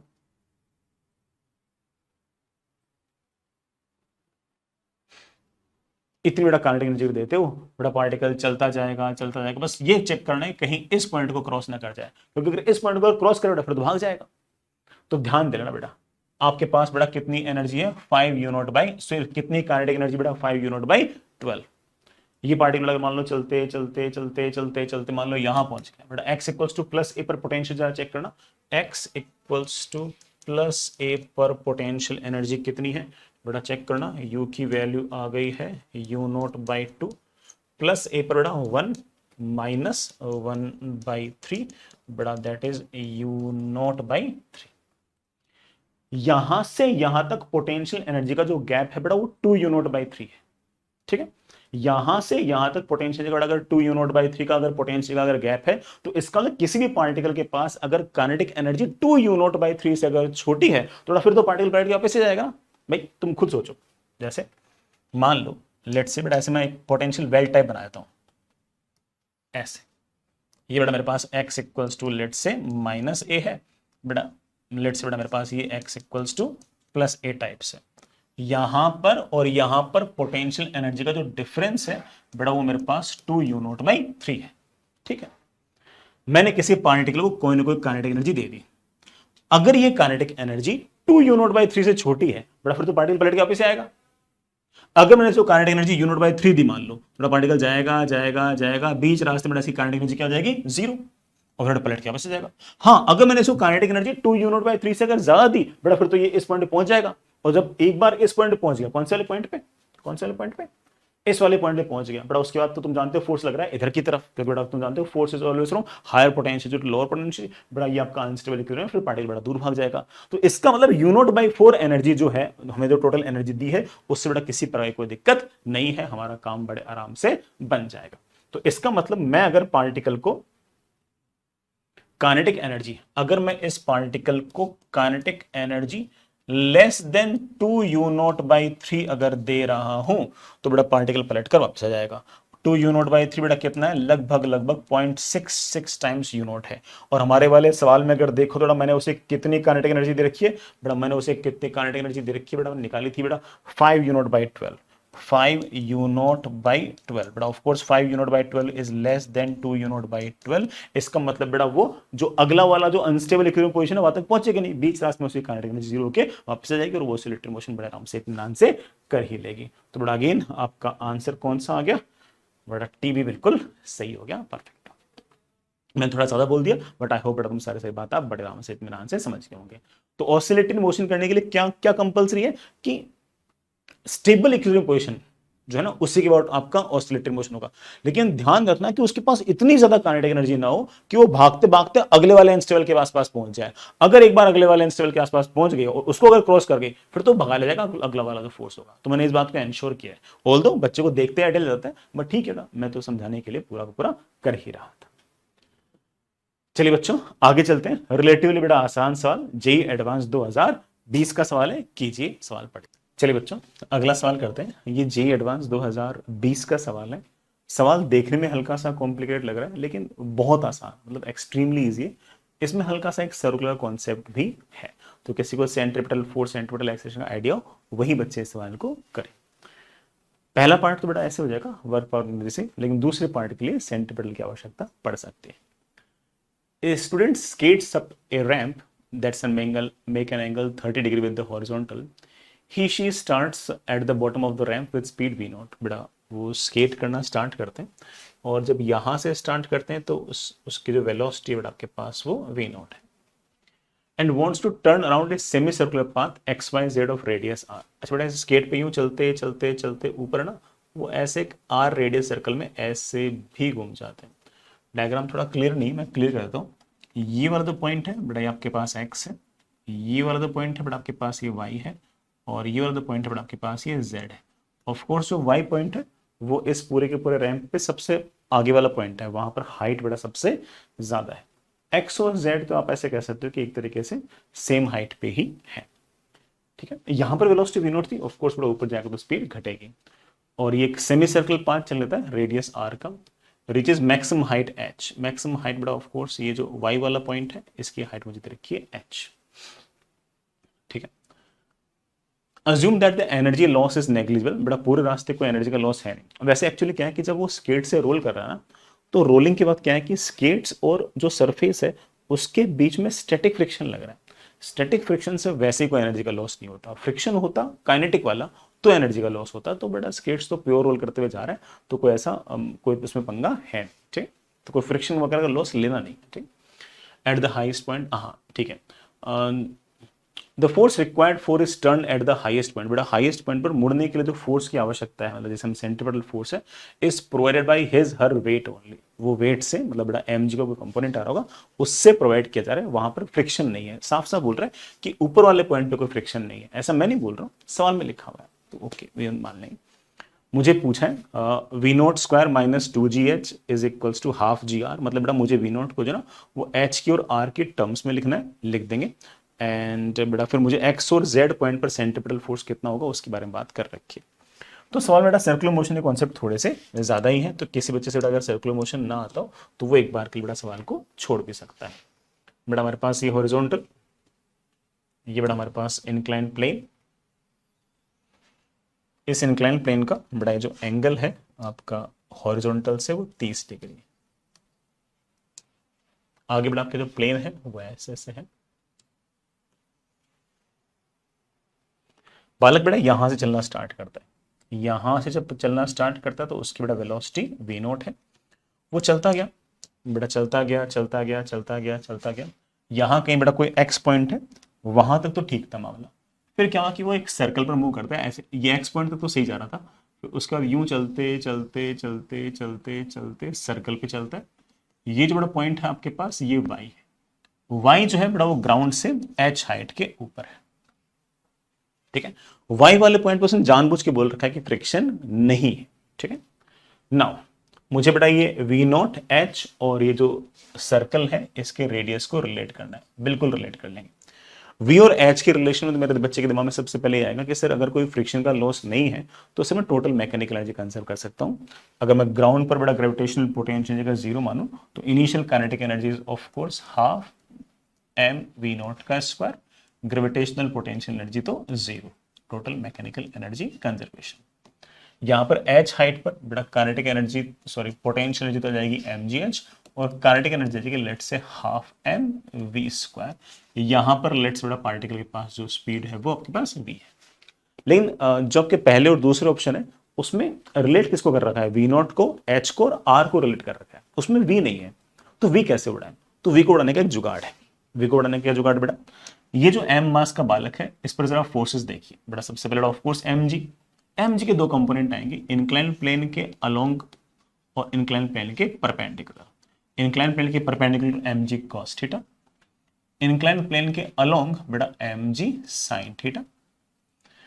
ऑफ कोर्स बेटा जो इंक्लाइन प्लेन के परपेंडिकुलर डायरेक्शन जो mg cos लगा है उसको आपका नॉर्मल बैलेंस कर देगा, और जो mg sin थीटा है ये इसको प्रोवाइड करा रहा है इस तरफ सेंट्रीपिटल एक्सेलरेशन जिसकी वैल्यू बेटा होती है वी स्क्वायर बाई आर। इस इंस्टेंट पर फ्रिक्शन नहीं है, ये सवाल में बोल रखा है, उसने क्या रखा है कि ये जो सेंट्रीपिटल एक्सेलरेशन है ये सिर्फ और सिर्फ वेट ने ही प्रोवाइड कराया है, मतलब वेट मतलब mg ने ही प्रोवाइड कराया है। More specifically we know that कि mg cos को तो नॉर्मल बैलेंस कर रहा है, सिर्फ और सिर्फ mg sin थीटा ही प्रोवाइड करा रहा है।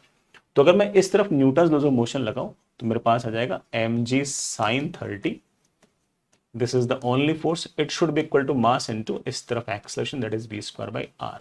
बेटा m से m कैंसिल हो गया, v स्क्वायर की बेटा मेरे ख्याल से वैल्यू आ गई है बेटा कितनी, gr by 2। मेरे ख्याल से रखते ही सारा सारा काम बन जाएगा, है ना। m से बेटा m गया, मेरे पास आ गया है v नॉट का square is equals to 2gh plus v square, और v स्क्वायर की जगह बेटा मैं क्या ले सकता हूं, gr by 2। तो v नॉट का square is 2gh, v not का square is 2gh plus gr by 2।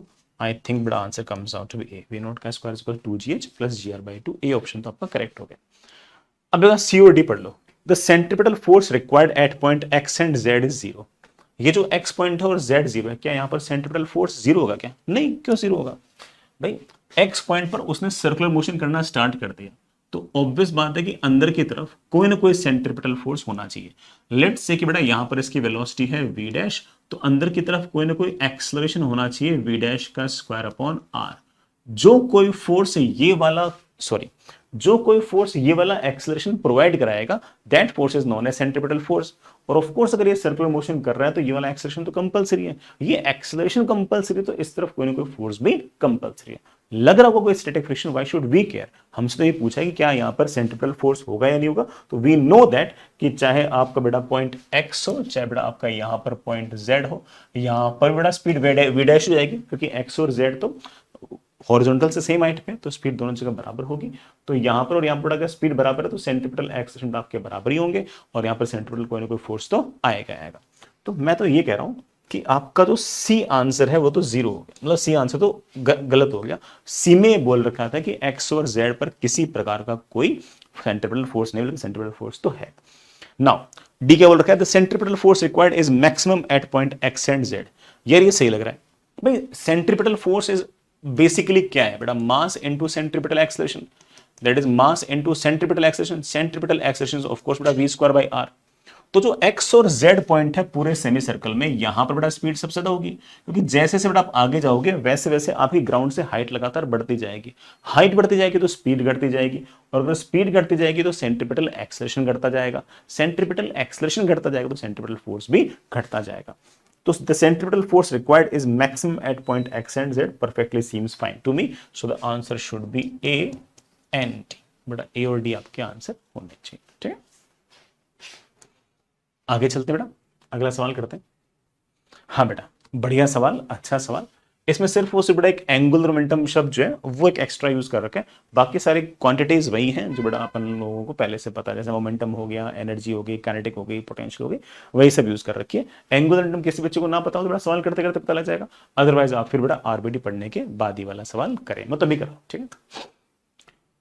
ये बेटा जेई 2018 का सवाल है। इन द कॉलम 1 मैं थोड़ा सा सवाल को ज्यादा एलिबोरेट कर सकता हूं, जितने की आवश्यकता है उससे थोड़ा सा ज्यादा, क्योंकि इसमें बड़ा बातें बताने के लिए बहुत सारी, ठीक है। मेरा एम आंसर निकालना नहीं है, आपका होगा तो बड़ा आपका जैसे आंसर आ जाए आप मूव ऑन कर जाए, कोई दिक्कत नहीं, मेरी बात ना सुने, मेरी बात वही सुने बड़ा, जैसे सवाल ना बनाओ तो वो हो सकता है बड़ा दो चार बातें और सीख जाए। कॉलम 1 में बड़ा 4 different path of the particle are given as a function of time. In these function alpha and beta are positive constant of appropriate dimensions. Alpha और बीटा बराबर नहीं है, डिफरेंट है। In each case the force acting on the particle is either zero और conservative, ठीक है। In column 2 5 physical quantities of particle, बेटा column 2 के अंदर 5 बेटा अलग अलग फिजिकल क्वांटिटीज मेंशन्ड है, और वो क्वांटिटीज बेटा कौन सी, momentum, angular momentum, kinetic energy, potential energy, और मेरे ख्याल से इको शायद टोटल एनर्जी बोल रखा है। फिर बेटा बोल रखा है कौन से क्वांटिटीज जो होंगी वो कंजर्व होंगी, ट्राई कीजिएगा। एक बार पोज कर देना। हाँ तो यार चार ऑप्शंस बेटा आराम आराम से इत्मीनान से पढ़ते हैं। सबसे पहले में क्या दे रखा है, सबसे पहले में बेटा मुझे दे रखा है r vector is equals to alpha t i cap plus beta t j cap, ठीक है बेटा। पूछे बेटा कौन से क्वांटिटीज कंजर्व रहेंगे, ठीक है।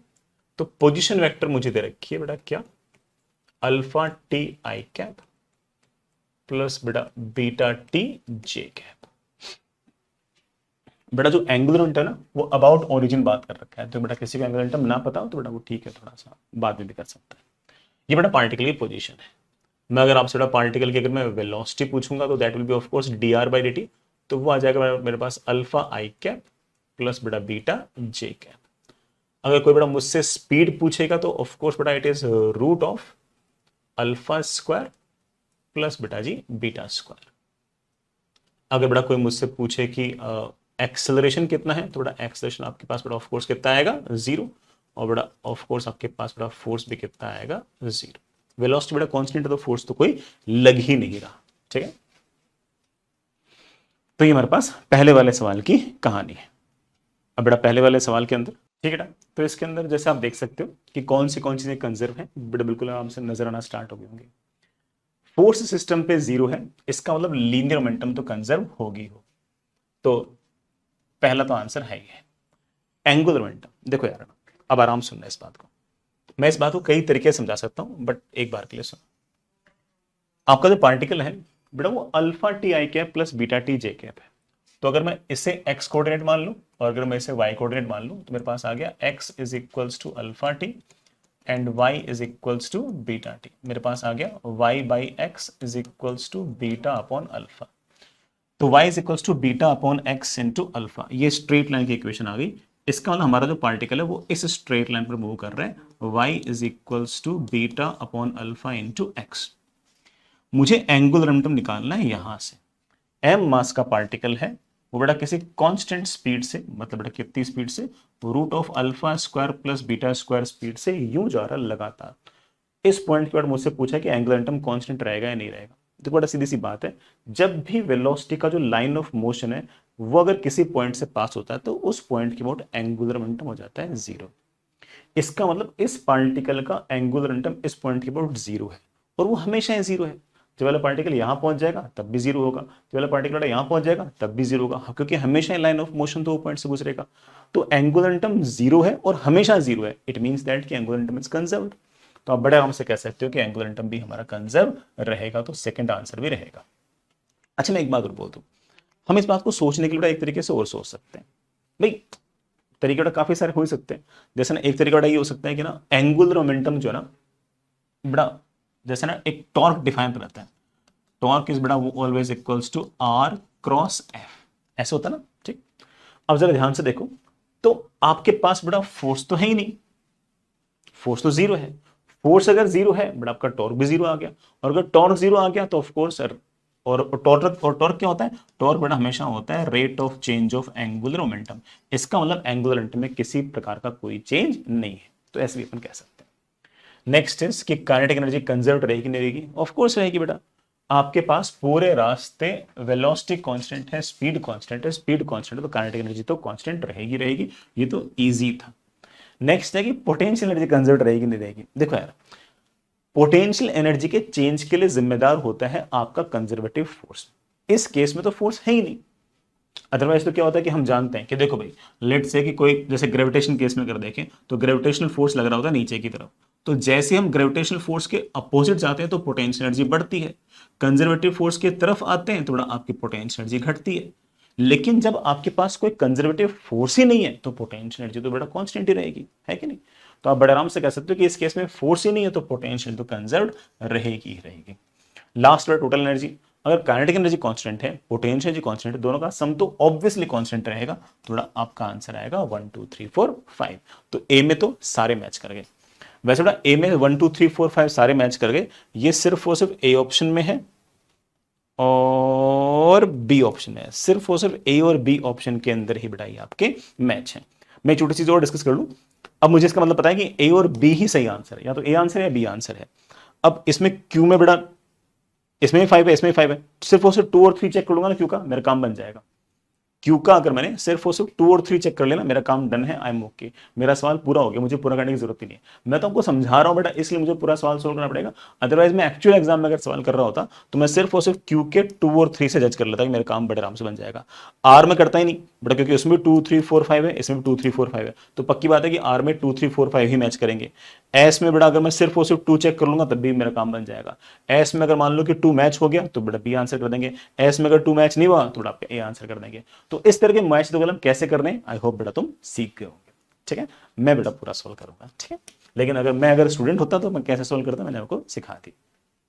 बेटा बी, आर वेक्टर मुझे दे रखा है, इंटरेस्टिंग।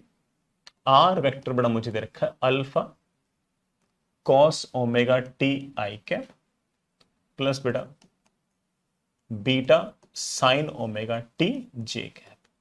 मैं एक बात बोल दूं बेटा, ये मेरा x है, ये बेटा मेरे पास y है, तो मेरे पास आ गया x upon alpha is equals to cos omega t and y upon beta is equals to sine omega t. अगर t को एलिमिनेट करना हो तो दोनों को स्क्वायर करके ऐड कर दो, तो मेरे पास आ गया x square upon alpha square plus y square upon beta square is equals to sine square omega t plus cos square omega t, that comes out to be 1। इसका मतलब ये जो आपका पार्टिकल है बेटा, ये किस पर मूव करेगा, ये मूव करेगा एक इलिप्टिकल पाथ पे,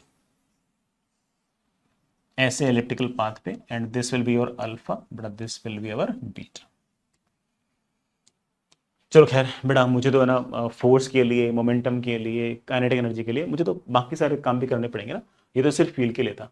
मुझे वेलोसिटी चाहिए बेटा, velocity will be of course इसका डिफरेंशिएशन बेटा, इसका differentiation will be minus alpha omega sine omega t i cap बेटा, इसका डिफरेंशिएशन प्लस बेटा beta omega cos omega t j cap.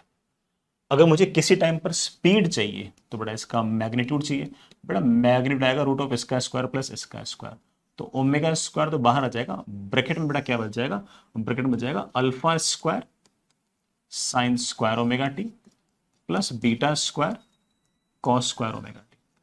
Alpha और बीटा अगर सेम होते हैं तो बेटा फिर तो ये टर्म जो है ना, ये बेटा आपकी sign square omega t plus cos square T 1 बन जाती, लेकिन अब बेटा पर अल्फा और बीटा तो सेम है नहीं, तो टी तो रह ही जाएगा। इसका मतलब स्पीड जो है वो आपकी कांस्टेंट नहीं है, बल्कि आपकी जो स्पीड है वो फंक्शन ऑफ टाइम है। It will help me. ठीक है, मैं भी आता हूँ, पहले बेटा एक बार एक्सेलरेशन निकाल लेता हूँ। रही बात बेटा एक्सेलरेशन की, एक्सेलरेशन इज बेटा, इसको एक बार और डिफरेंशिएट करना, minus alpha omega square cos omega t i cap plus बेटा, नहीं sorry, minus beta omega square sine omega t j cap. यहां से आपको एक चीज नोटिस करना कि अगर मैं माइनस ओमेगा स्क्वायर अगर बाहर निकाल लूं तो alpha cos omega t plus beta sine omega T लिखा हुआ है, तो मेरे पास वो आ गया आर वेक्टर। ये बेटा मेरे पास एक्सेलरेशन है। रही बात बेटा फोर्स की, तो फोर्स हो जाएगा of course minus m into omega square into r vector. मेरे ख्याल से इतनी इंफॉर्मेशन काफी है, इससे मैं सारे चीजें कंक्लूड कर सकता हूं। चल बेटा करें। सबसे पहली बात, पार्टिकल जो है वो बड़ा ऐसे इलिप्स के अलोंग लगातार मूव कर रहा है। ठीक है बेटा, इसकी वेलोसिटी जो बड़ा कांस्टेंट नहीं है, वेरिएबल है, अलग अलग टाइम पर बड़ा इसकी स्पीड अलग अलग आ रही। ठीक है, इट्स फेयर एनफ, कोई दिक्कत नहीं। एक्सेलरेशन बड़ा इंटरेस्टिंग है, minus omega square into r vector. मतलब मान लो कभी पार्टिकल यहां कहीं हुआ, ये बड़ा मान लो कि इसका आर वेक्टर है, तो एक्सेलरेशन जो है वो माइनस आर वेक्टर के अलोंग है, तो एक्सेलरेशन इस तरफ है, तो ऑफ कोर्स बड़ा आपका फोर्स भी इस तरफ है। फोर्स जो है वो बेटा हमेशा ऐसे ओरिजिन की तरफ लगा हुआ है, इस तरह से आपके पास ये फोर्स है। इट्स ओके, है ना। चलिए बेटा अब डिस्कशन करते हैं। सबसे पहली बात, क्या मोमेंटम कंजर्व रहेगा? नहीं, इस केस में तो फोर्स है, और अगर फोर्स है तो लगातार मोमेंटम तो चेंज हो गए। बच्चा वैसे बोलेगा कि सर इलिप्टिकल पाथ पे कभी पार्टिकल के पास वेलोसिटी ऐसे है, कभी ऐसे है, कभी ऐसे है, कभी ऐसे, वेलोसिटी लगातार अपनी डायरेक्शन चेंज कर रही है, तो ऑब्वियस बात है सर मोमेंटम तो कांस्टेंट रह ही नहीं सकता। तो इसका आंसर बेटा पी तो नहीं होगा। एंगुलर मोमेंटम अबाउट ओरिजिन बिल्कुल कंजर्व बेटा, जरा ध्यान से देखो। यहां से अगर मैं ओरिजिन से देखूं तो इकलौता फोर्स लग रहा है एफ, वो भी ओरिजिन से पास हो रहा है क्योंकि वो माइनस आर वेक्टर के अलोंग है, तो उसका टॉर्क तो जीरो आ गया, क्योंकि टॉर्क तो बेटा क्या होता है, आर क्रॉस एफ होता है। इसमें आर वेक्टर ऐसे, एफ वेक्टर ऐसे, आर वेक्टर और एफ वेक्टर अगर एक दूसरे के एंटी पैरेलल हुए तो ऑफ कोर्स आपका टॉर्क, जिसे आप आर क्रॉस एफ कहते हैं, वो जीरो आ गया। और अगर टॉर्क जीरो आ गया तो बेटा आपका dl by d t zero आ गया, और dl by d t zero आ गया, इसका मतलब angular momentum will remain constant और कंजर्व्ड। तो ये तय हो गया कि बेटा इसमें तो टू आएगा ही आएगा। आगे चलते बेटा, क्या काइनेटिक एनर्जी कांस्टेंट है? बिल्कुल नहीं। जैसा कि आप देख पा रहे हो बेटा, स्पीड जो है वो फंक्शन ऑफ टाइम है, अलग अलग टाइम पर स्पीड की वैल्यू अलग अलग है बेटा, और अलग अलग टाइम पर बेटा पार्टिकल की अगर स्पीड अलग अलग है तो ऑब्वियस बात है काइनेटिक एनर्जी कंजर्व्ड नहीं है। काइनेटिक एनर्जी लगातार समय के साथ वेरी कर रही है थोड़ा, ऑफ कोर्स आप बड़े आराम से कह सकते हो कि भाई काइनेटिक एनर्जी तो वेरी करेगी करेगी। ठीक है, परफेक्ट। नेक्स्ट इज बेटा आपके पास क्या था अगला, क्या है, पोटेंशियल एनर्जी। बेटा पोटेंशियल एनर्जी जरा ध्यान से देखो क्या है। बेटा फोर्स है मेरे पास minus m omega square into r vector. अब यार पोटेंशियल एनर्जी की अगर बात करें तो बेटा that is defined as negative of, भाई change in potential energy is बेटा simply defined as negative of work done by conservative force, that is बेटा minus of F dot d r. बेटा माइनस माइनस कैंसिल, मेरे पास जाएगा m omega square into r into d r. बड़ा मान लो कि मैं अगर पोटेंशियल अगर निकालना चाहूं, बड़ा रफली बड़ा एक्सप्रेशन कुछ ऐसा आएगा, m omega square r square by two, ऐसा बड़ा मेरे पास कोई ना कोई एक्सप्रेशन इस तरह से मेरे पास आएगा। आर मतलब बड़ा ऑफकोर्स सेंटर से दूरी। ये मानते हो कि मैंने ओरिजिन में बड़ा पोटेंशियल जीरो मान ली, क्योंकि बड़ा पोटेंशियल का चेंज ही इंपॉर्टेंट है, एब्सोल्यूट वैल्यू इतनी इंपॉर्टेंट नहीं है। तो जैसा कि आप देख पा रहे हो कि बेटा कभी सेंटर से दूरी कुछ और है, कभी बेटा सेंटर से कुछ दूरी और है, बेटा तो इलेक्ट्रिकल पाथ है ना बेटा, कभी सेंटर से दूरी कुछ और है, तो आर अलग अलग है। आर अलग अलग है तो ऑब्वियस बात है कि बेटा आपकी पोटेंशियल भी तो अलग अलग है, तो पोटेंशियल बेटा अभी कंजर्व नहीं है। अब आ जाती है टोटल एनर्जी की। टोटल एनर्जी इज ऑब्वियसली बेटा summation of kinetic energy and potential energy. Kinetic energy और पोटेंशियल एनर्जी का जो समेशन है बेटा मेरे पास काइनेटिक एनर्जी है। अब मैं काइनेटिक एनर्जी की बात, sorry kinetic energy plus potential energy is our total energy. बेटा काइनेटिक एनर्जी कितनी है? काइनेटिक एनर्जी होगी हाफ एम स्पीड का स्क्वायर। पोटेंशियल एनर्जी बेटा मेरे पास रफली मुझे बताया बेटा कितनी है, m omega square r square by to.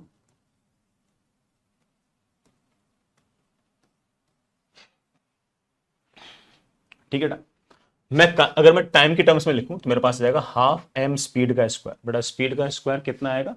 Speed का स्क्वायर बेटा मेरे पास आएगा बेटा ये वी ओमेगा बेटा बाहर, बेटा स्पीड का स्क्वायर क्या आएगा? Omega square sine square, sorry alpha square sine square omega t, alpha square sine square omega t plus beta square cos square omega t plus बेटा एम बाई टू, ठीक है, omega square ठीक है, are square मतलब बेटा are मतलब centre से दूरी का स्क्वायर, आर वेक्टर का स्क्वायर नहीं बेटा, और आर स्क्वायर बेटा क्या हो जाएगा? बेटा इसका मैग्नीट्यूड देखना बेटा क्या आएगा, इसका मैग्नीट्यूड आएगा बेटा root of alpha cos omega t का square plus beta cos omega. बेटा आर का मैग्नीट्यूड क्या आएगा? Root of alpha square cos square omega t plus beta square sine square omega t. लिख दो बेटा उसे, alpha square cos square omega t plus बेटा बीटा स्क्वायर साइन स्क्वायर।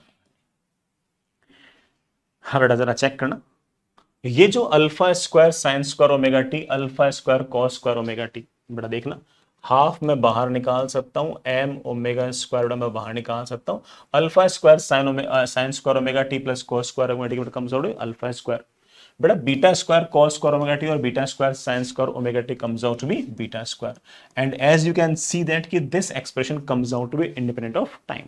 इसका मतलब हमारी टोटल एनर्जी बेटा टाइम पर डिपेंड नहीं कर रही है।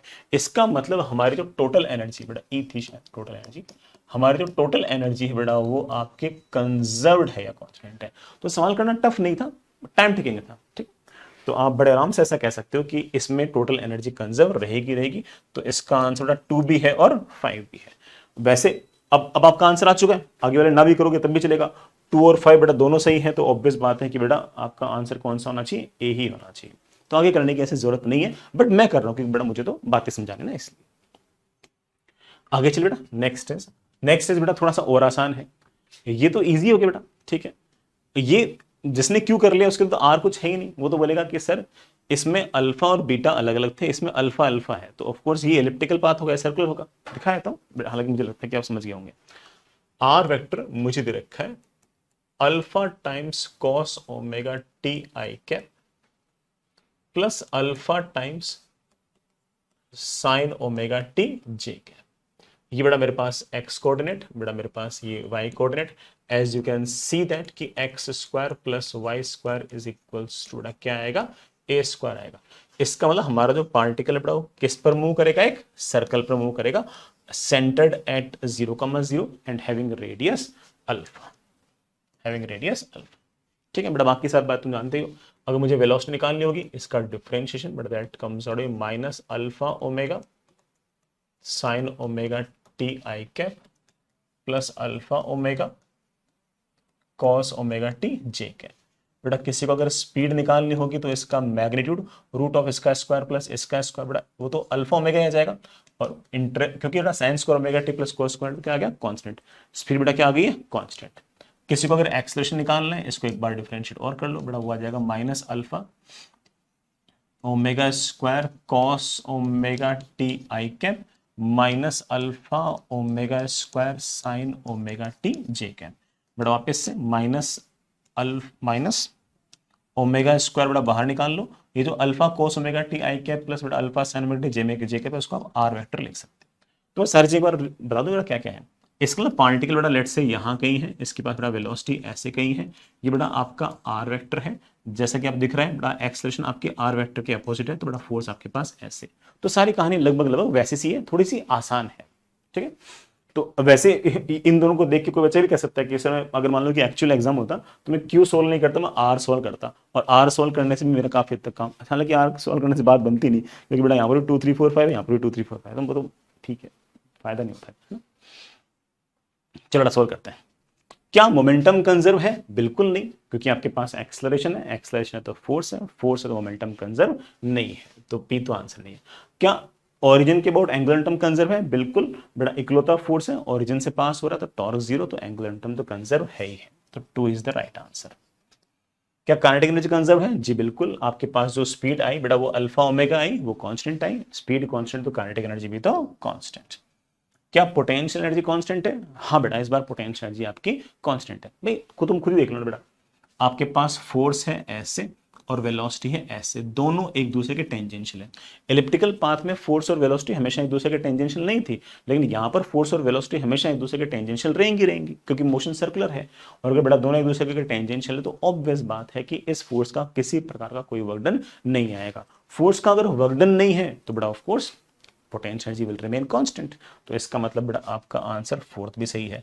काइनेटिक एनर्जी भी कंजर्व है, पोटेंशियल एनर्जी भी कंजर्व है, तो टोटल एनर्जी तो कंजर्व होनी है। तो आंसर आ गया 2 3 4 5। ठीक है, हालांकि पहले से पता था कि आंसर 2 3 4 5 होगा, बट समझाने के लिए। ठीक, लास्ट बेटा आर वेक्टर दे रखा है, बेटा क्या दे रखा है, alpha t i cap plus बेटा beta t square by 2 j cap. मैं एक बार के लिए बेटा इसे x लिख दो और इसे एक बार के लिए y लिख दो। इसे अगर x लिखूंगा तो t को बेटा मैं लिख सकता हूं x अपॉन अल्फा, बेटा y जिसकी वैल्यू है beta by 2 into T square is x square upon alpha square. बेटा y is equals to beta by two x square upon alpha square से मुझे पता लग गया कि पार्टिकल का जो मोशन है बेटा वो क्या है, पैराबोला, वो भी बेटा माउथ ओपनिंग अपवर्ड्स। तो अगर मेरे पास ये y है और अगर ये x है तो पार्टिकल जो बेटा ऐसे भाग रहा है। ऑल्दो आई डोंट नो कि इसका कितना यूज होगा, बट ये तो फील करने का था कि एग्जैक्टली पार्टिकल जा कैसे रहा है। सवाल तो बड़ा इक्वेशन से होगा ना, हमारी वेलोसिटी से, एक्सेलरेशन से, इनसे होगा। What is the velocity? बेटा वेलोसिटी इज ऑफ कोर्स इसका differentiation alpha i cap plus beta t j cap. What's the acceleration? बेटा एक्सेलरेशन ऑफ कोर्स इसका डिफरेंशिएशन बेटा that comes out with beta j cap. What is the force? बेटा force is of course m into beta j cap. बेटा कोई ना कोई force लग रहा है ऐसे, m इंटू बीटा, ठीक है बेटा। हाँ, कोई अगर मुझसे पूछे कि स्पीड कितनी है, बेटा speed is obviously under root of alpha square plus beta square t square. बेटा हमारे पास स्पीड है, वाई एक्सिस में लगातार बेटा वेलोसिटी बढ़ते जा रही है। अब तो सिर्फ सवाल करना है, क्या मोमेंटम कंजर्व है? ऑफ कोर्स नॉट बेटा, फोर्स है, मोमेंटम कंजर्व नहीं है। क्या एंगुलर मोमेंटम कंजर्व है? देखो एंगुलर मोमेंटम कंजर्व नहीं है, दिख ही रहा है। टॉर्क निकाल लो, यहां से अगर मैं देखूंगा तो पार्टिकल के पास आर वेक्टर है ऐसे, पोजीशन वेक्टर है बेटा ऐसे, फोर्स वेक्टर है ऐसे। क्या फोर्स वेक्टर और आपका आर वेक्टर दोनों इस बार बेटा सेम डायरेक्शन में है? नहीं। क्या दोनों अपोजिट डायरेक्शन में है? नहीं। किसी रैंडम एंगल पे है, थोड़ा आर क्रॉस एफ तो आएगा। तो it means that torque in this case is not equal to zero. इसका मतलब बेटा आपका जो dl बाई dt है बेटा it is not equal to zero. इसका मतलब आपका l जो है लगातार वेरी करेगा, l कंजर्व नहीं है। It's okay perfectly fine. l भी कंजर्व नहीं है, मोमेंटम भी कंजर्व नहीं है, काइनेटिक एनर्जी बेटा कंजर्व नहीं है। चेक कर लो, स्पीड लगातार समय के साथ बढ़ रही है, स्पीड लगातार बढ़ रही है तो काइनेटिक एनर्जी लगातार बढ़ रही है, काइनेटिक एनर्जी भी बेटा कंजर्व नहीं है। ठीक है, इट्स फेयर है ना। नेक्स्ट इज बड़ा काइनेटिक एनर्जी कंजर्व नहीं है, पोटेंशियल भी कंजर्व नहीं है। भाई ऑब्वियस बात है कि कोई ना कोई फोर्स लग रहा है ऐसे, एम बीटा ऐसे फोर्स लग रहा है, कोई कंजर्वेटिव फोर्स है ऐसे। तो मैं जानता हूं बेटा यहां पर पोटेंशियल एनर्जी ज्यादा होगी, बेटा यहां पर पोटेंशियल एनर्जी कम होगी। जैसे जैसे बेटा वाई एक्सिस में ऊपर जाओगे वैसे वैसे लगातार आपकी पोटेंशियल एनर्जी बढ़ती जाएगी, घटती जाएगी, क्योंकि आप जब भी बेटा फोर्स की तरफ जाते हो बेटा तो लगातार पोटेंशियल एनर्जी आपकी घटती है। थोड़ा ऑब्वियस बात है कि बेटा फोर्स तो ऐसे रहेगा। Next is total energy. Total energy conserve रहेगी, मतलब टोटल एनर्जी पक्की होती है कंजर्व रहेगी। एक तो बेटा डायरेक्ट पता लग गया कि भाई ये चारों ही गलत हो गए तो ऑफकोर्स कोई ना कोई आंसर होगा, तो टोटल एनर्जी कंजर्व रहेगी। टोटल एनर्जी कंजर्व रहेगी, इसको मैं लॉजिक से समझा सकता हूँ, मतलब कैलकुलेशन से भी समझा सकता हूँ, लॉजिक से भी समझा सकता हूँ। मैं कहूंगा बेटा ये मोशन काफी हद तक अंडर ग्रेविटी वाला मोशन ही तो हो गया, बस इतना अंतर है कि अंडर ग्रेविटी में जो कांस्टेंट फोर्स है वो नीचे की तरफ लग रहा है, यहाँ पर कांस्टेंट फोर्स जो लग रहा है बेटा वाई के लॉन्ग लग रहा है। तो जब आपके पास अंडर ग्रेविटी वाले मोशन में भी कांस्टेंट फोर्स था, यहां भी कांस्टेंट फोर्स है, वहां पर भी आपकी काइनेटिक एनर्जी और पोटेंशियल एनर्जी का समेशन कंजर्व था, तो यहां पर भी काइनेटिक एनर्जी और पोटेंशियल का समेशन कंजर्व होगा। बस इतना ही तो फर्क है कि वहां पर mg नीचे लग रहा था, यहां पर m बीटा ऊपर लग रहा है। तो बच्चा देख के समझ जाता है कि हाँ सर सेम कंडीशन तो है, सिर्फ इतना सा अंतर है कि वहां पर आपके पास फोर्स नीचे है और फोर्स ऊपर है, तो सर कोई दिक्कत नहीं है। तो वो टोटल एनर्जी कंजर्व बड़े आराम से ऐसे ही बोल देगा। बट फिर भी किसी किसी बच्चे को लग सकता है कि नहीं सर मैं तो ज्यादा समझ नहीं पाया इस बात को, आप तो मुझे वैल्यू से समझाओ। मैं बेटा बिल्कुल वैल्यू से समझा सकता हूँ, कोई दिक्कत नहीं। अगेन किसी बच्चे को तो हेल्प होगी ना बेटा, इससे कोई ना कोई बच्चा तो ऐसा होगा जिसको इससे हेल्प मिलेगी। तो सुनना बेटा, लेट्स से कि आपका पार्टिकल बेटा चलते यहां कहीं पहुंच गया। Let's say coordinates are x, y। जब यहां पहुंच गया बेटा तब उसके पास वेलोसिटी x एक्सिस के अलोंग तो अल्फा है और y एक्सिस के अलोंग बेटा उसके पास वेलोसिटी बीटा इंटू टी है। बेटा टी ऑफ कोर्स कोई ना कोई टाइम है, ठीक है मैं यहां पर लेट्स से बेटा मतलब यहां पर लेट्स से बेटा मैं पोटेंशियल एनर्जी मान लेता हूं, जीरो मान लेता हूं, चलो ओरिजिन में जीरो मान लेता हूं। पार्टिकल चलते चलते यहां पर आ गया, मैं जानता हूं कि change in potential energy is equals to negative of work done by conservative force. यहां पर फोर्स है कौन सा बेटा, सिर्फ और सिर्फ एक ही तो फोर्स है बेटा, कौन सा, एम बीटा जे कैप।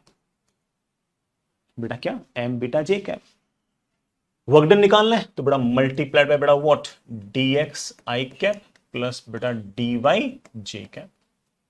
बेटा जे कैप का आई कैप के साथ डॉट प्रोडक्ट जीरो, तो बेटा मेरे पास आ गया that is equals to minus m into beta into dy। बेटा इंटीग्रेट कर दो।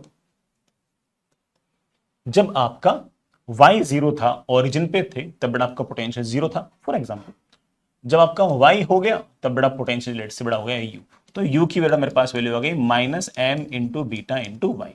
तो यहां पर जो पोटेंशियल एनर्जी होगी बेटा वो होगी minus m into beta into y. कई बच्चे डायरेक्ट ही बोल देंगे कि सर सीधी सी बात है कि जब भी फोर्स कांस्टेंट होता है, आपने सिखा ही रखा है कि फोर्स की तरफ जाएंगे तो पोटेंशियल घटेगी, तो अगर यहां पर जीरो है तो फोर्स अगर ऐसे तो यहां से घटेगी, और वो घटेगी कितनी, m into beta into y, जैसे एम इंटू जी इंटू एच होता है वैसे।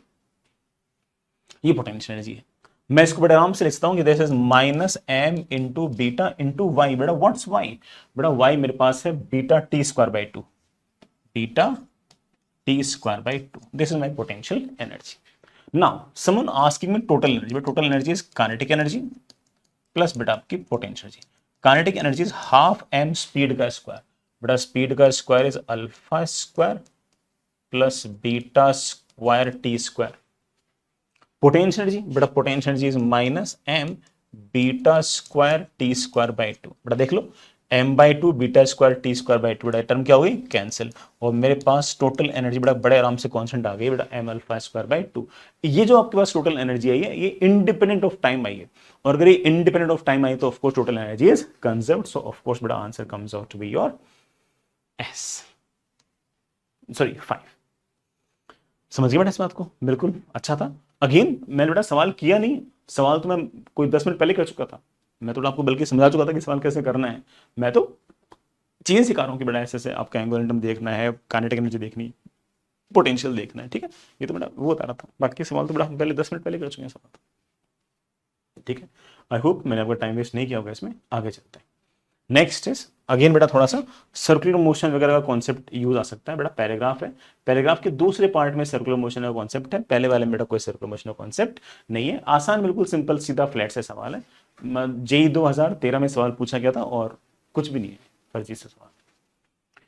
A small block of mass 1 kg is released from rest at the top of a rough track. The track is a circular arc of radius 40 meter. The block slides along the track without toppling and a frictional force acts on in the direction opposite to the instantaneous velocity. Of course बेटा ये यूं आएगा तो friction ऐसे लगेगा। The work done in overcoming the friction up to point Q. बेटा यहां से यहां तक चलने में फ्रिक्शन के अगेंस्ट किया गया जो वर्क डन है वो 150 जूल है। कहने का मतलब है कि फ्रिक्शन का जो वर्क डन है वो माइनस 150 जूल है। ये बड़ा लैंग्वेज है। फ्रिक्शन के अगेंस्ट, फ्रिक्शन को ओवरकम करने के लिए 150 वर्क डन जूल करना है, इसका मतलब फ्रिक्शन का वर्क डन माइनस 150 जूल है। ये सिंपल सी लैंग्वेज है, ठीक है। हाँ, अब क्या पूछ रहे हैं, the speed of block when it reaches point Q. बेटा जब ये ब्लॉक क्यू पर पहुंचेगा तो इसकी स्पीड कितनी होगी। जब भी स्पीड पूछते हैं तो मेरे बच्चों के दिमाग में दो चीजें आती हैं, या तो वेट लगा दें या टोटल मैकेनिकल एनर्जी कंजर्व कर दें। यहां से यहां तक टोटल मैकेनिकल एनर्जी कंजर्व करने जैसे बेवकूफी हम कर नहीं सकते, क्योंकि फ्रिक्शन जैसे नॉन कंजर्वेटिव फोर्स का वर्डन है, हम टीएमएसी नहीं लगा सकते। तो यहां से यहां बेटा हम ऑफकोर्स लगाएंगे बेटा क्या, work energy theorem. Work done by normal plus work done by gravity plus work done by friction is equals to के फाइनल माइनस के इनिशियल। पूरे ही रास्ते बेटा जब ब्लॉक आ रहा था तो नॉर्मल ऐसे है बेटा, वेलोसिटी ऐसे। जब बेटा ब्लॉक यहाँ पे था तो नॉर्मल ऐसे, वेलोसिटी ऐसे। नॉर्मल और वेलोसिटी बेटा दोनों ही एक दूसरे के परपेंडिकुलर डायरेक्शन में रहेंगे। नॉर्मल रेडियन में और वेलोसिटी टेंजेंशन में रहने हैं, तो नॉर्मल का वर्डन तो 0 आएगा। ग्रेविटी का वर्डन बेटा ऑफकोर्स आपका पार्टिकल नीचे आ रहा है तो ग्रेविटी का वर्डन तो mgh आएगा आएगा। पार्टिकल कितना नीचे आ रहा है, अगर आपके पास ये r है तो बेटा ये r sin 30 है, मतलब बेटा 20 मीटर है, तो ग्रेविटी का वर्डन कितना होगा, ग्रेविटी का वर्डन होगा m इंटू जी इंटू 20। बेटा m कितना है, 1 है क्या,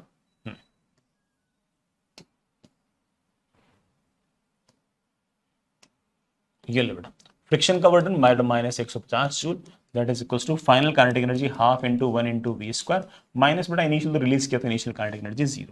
बेटा 200 माइनस 50, 200 माइनस 150, 50, 50 इंटू 2 बेटा कितना हो गया 100, 100 is equals to v square. बेटा v comes out to be 10 meters पर सेकेंड, कि इस क्षण बेटा आपकी जो स्पीड होगी वो 10 मीटर पर सेकेंड होगी। इसी पैराग्राफ के दूसरे पार्ट में बेटा क्या पूछ रखा है कि the magnitude of normal force that acts on the block at point Q.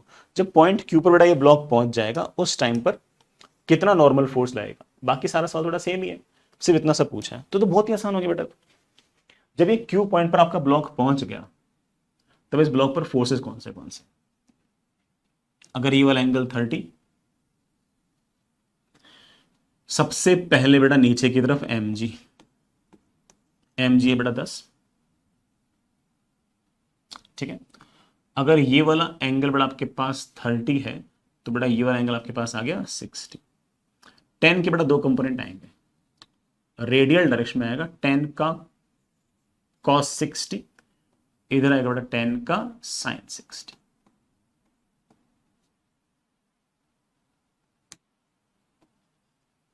हमेशा बेटा हम रेडियल और टेंजेंशियल में कंपोनेंट लेते हैं सर्कुलर मोशन के अंदर। ये जो सरफेस है ये अंदर की तरफ बड़ा किसी न किसी नॉर्मल फोर्स से पुश करेगी, जो मुझसे पूछा गया है। इसको बड़ा पीछे की तरफ कोई ना कोई फ्रिक्शनल फोर्स लग रहा होगा, काइनेटिक फ्रिक्शन। जब पार्टिकल 10 मीटर पर सेकंड से भाग रहा है तो अंदर की तरफ कोई ना कोई सेंट्रीपिटल एक्सेलरेशन होगा, जिसकी वैल्यू होगी बड़ा v²/r, दैट इज 10 का square upon r।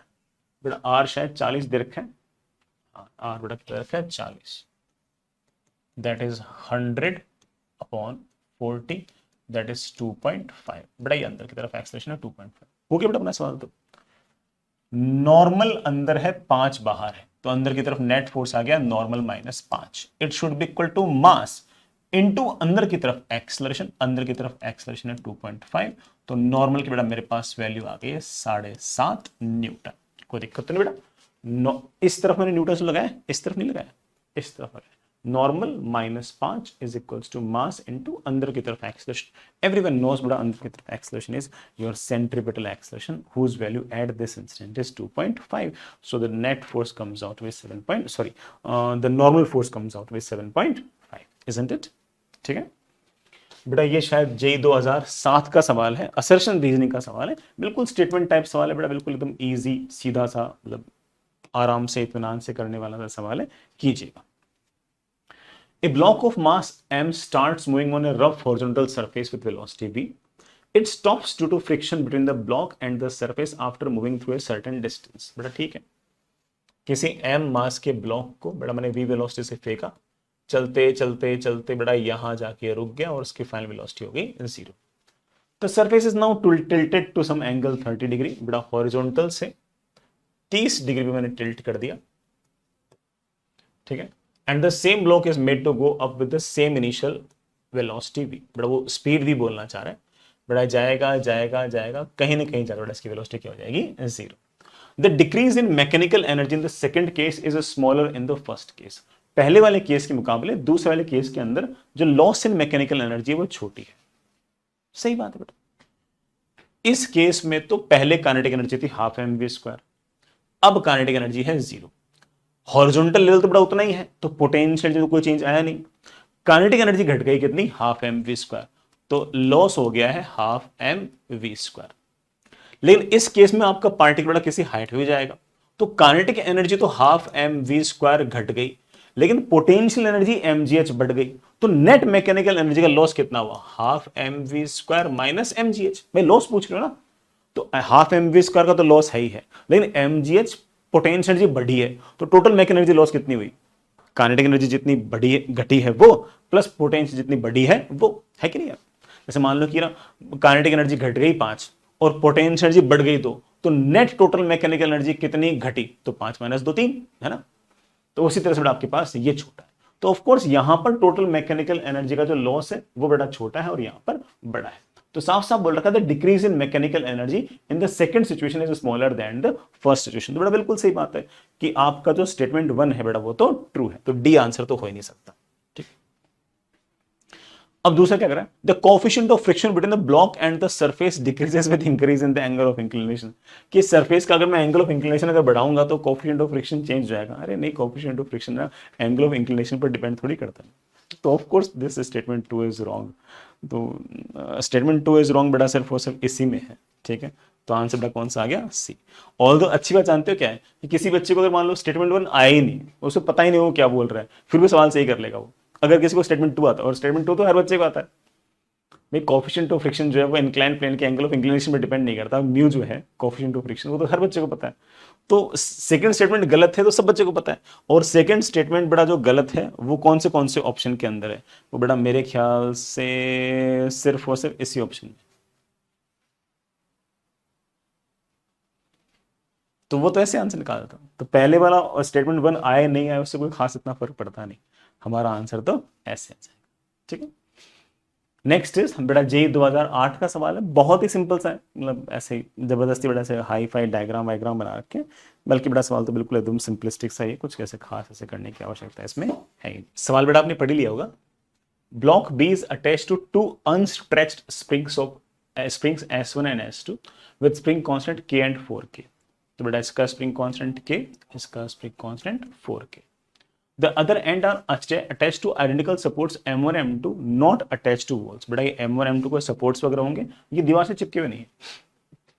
The springs and support have negligible mass. बेटा ये जो क्या कहते हैं जो सपोर्ट वगैरह है ये मासलेस है, नहीं कोई काइनेटिक एनर्जी वगैरह कुछ नहीं, ना कोई इनर्शिया है, ठीक है।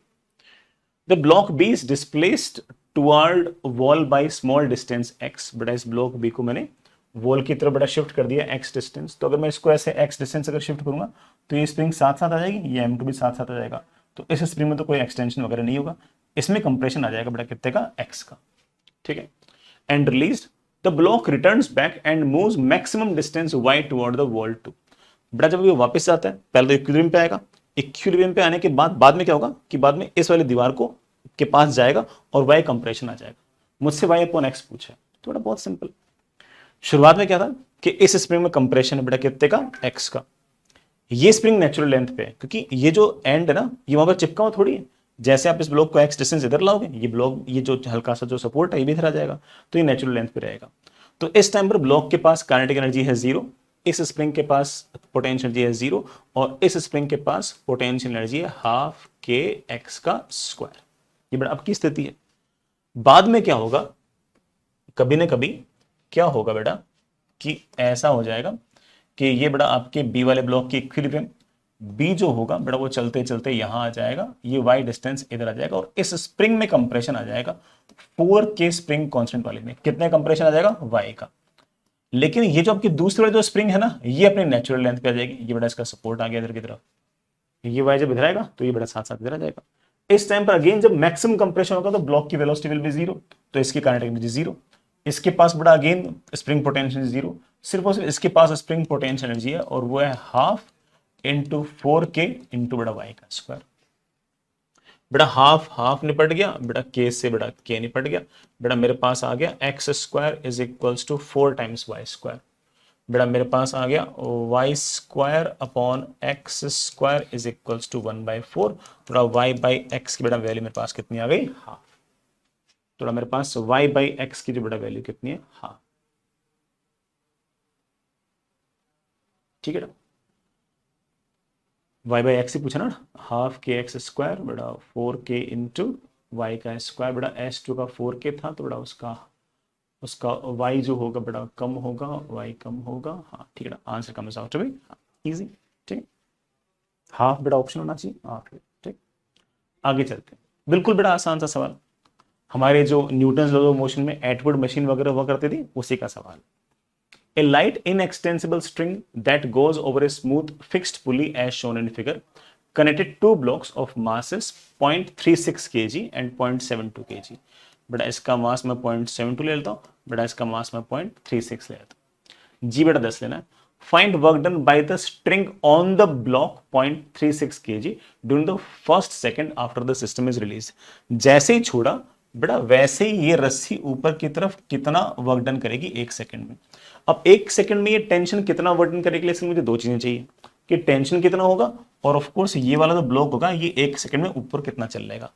अब ये वाला ब्लॉक 1 सेकंड में ऊपर कितना चलेगा, इसके लिए मुझे इस ब्लॉक का एक्सेलरेशन पता होना चाहिए और टेंशन पता होनी चाहिए। तो कई बच्चों को थोड़ा याद ही होता है कि एक्सेलरेशन का फॉर्मूला एटवुड मशीन में हुआ करता था m1 minus m2 upon m1 plus m2 into g. इसका मास बेटा ऑफ कोर्स 0.72, इसका मास बेटा 0.36 अपॉन बेटा 0.72 प्लस 0.36 इंटू बेटा g. So acceleration comes out to be 10/3। इसी तरह से टेंशन में आप न्यूटन लॉ से निकाल सकते हो, लेकिन टेंशन में आपको कई बार याद करा रखिए कि सिंपल एटवुड मशीन के अंदर टेंशन की वैल्यू होती है 2m1 m2 g upon m1 plus m2, 2 times m1 बेटा कितना है 0.36, m2 बेटा 0.72, g बेटा कितना 10, उन दोनों का सम बेटा कितना है, उन दोनों का सम बेटा ऑफ कोर्स यही तो डाउट है। परफेक्ट, बड़ा बढ़िया है ना। बेटा 3 से ये अगर जाएगा तो बेटा मेरे ख्याल से 0.24 आ जाएगा। बेटा 0.24 अगर इससे जाएगा तो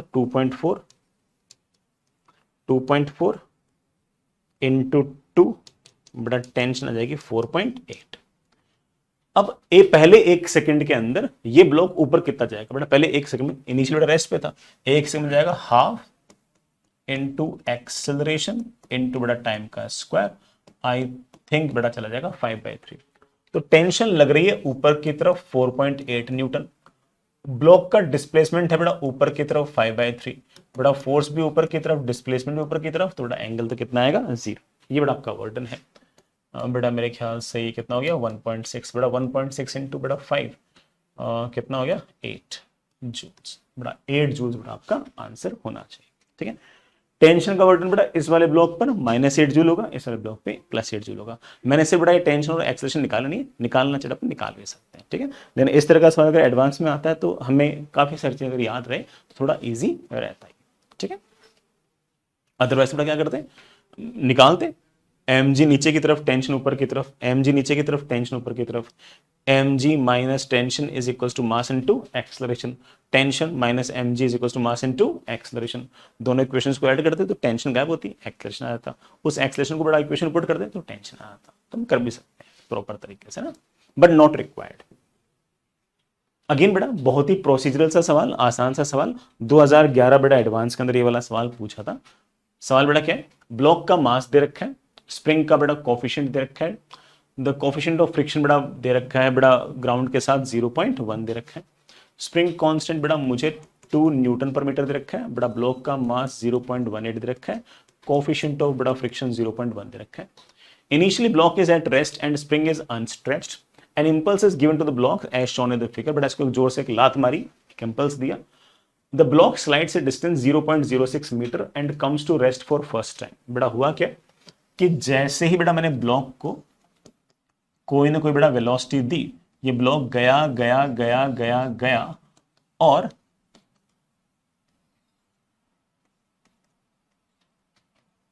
0.06 मीटर चलने के बाद, मतलब 6 सेंटीमीटर चलने के बाद बेटा ब्लॉक जो पहली बार में रेस्ट पे आ गया। तो ऑफकोर्स बेटा इस स्प्रिंग के अंदर कंप्रेशन आ गया होगा, बेटा कितने का कंप्रेशन आ गया 0.06 मीटर का आ गया होगा, रेस्ट पे आ गया। बेटा मुझसे क्या पूछ रहा था, initial velocity of block is, बेटा ब्लॉक की मुझे इनिशियल वेलोसिटी पूछिए, निकाल लेंगे बेटा। ब्लॉक की इनिशियल वेलोसिटी निकालनी है तो बेटा इनिशियल वेलोसिटी तो v है, बेटा फाइनल वेलोसिटी लेट से 0 है। जब भी वेलोसिटीज की बात आती है तो दिमाग में क्या आता है कि या तो वेट लगा दूं या टोटल मैकेनिकल एनर्जी कंजर्व कर दूं। अब यार टोटल मैकेनिकल कंजर्व तो हो नहीं सकती, क्योंकि बेटा पूरे रास्ते बेटा पीछे की तरफ कौन लगा है, फ्रिक्शन, क्योंकि आपकी सरफेस जो है वो रफ है। तो ऐसे में आप यहां से या तो बेटा सिर्फ और सिर्फ क्या लगाएंगे, वर्क एनर्जी थ्योरम लगाएंगे, work done by gravity plus बेटा work done by normal plus work done by friction is equals to के फाइनल माइनस के इनिशियल।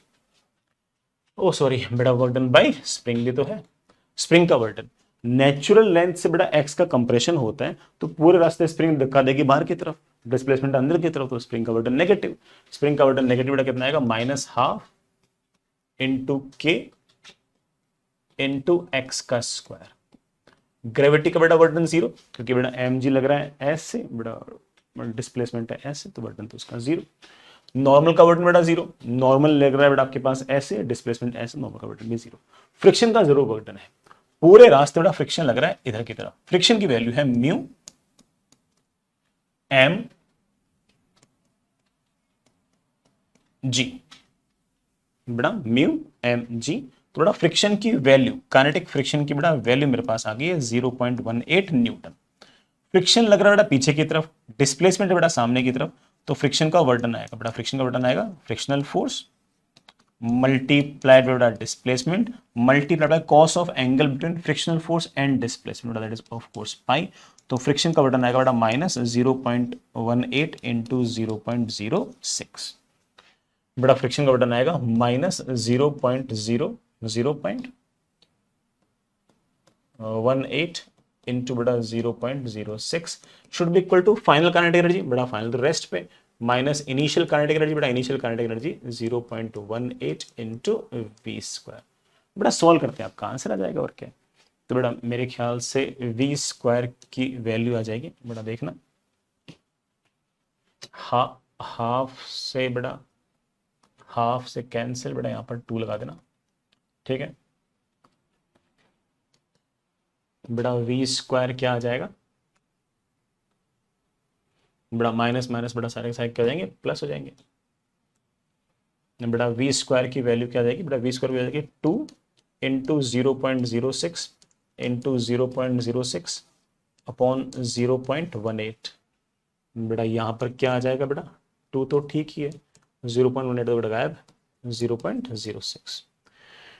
ठीक है बेटा, ये बेटा मेरे ख्याल से कितना आ गया 3, तो मेरे पास आ गया 2/3 प्लस 2 इंटू 0.06।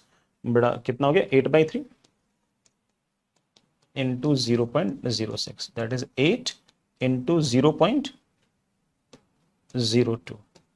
बेटा कितना आ गया बेटा, ये तो है ना, 4 दूनी 6, 8/3 बेटा, 3 गया उससे ऊपर की तरफ, बेटा मेरे पास आ गया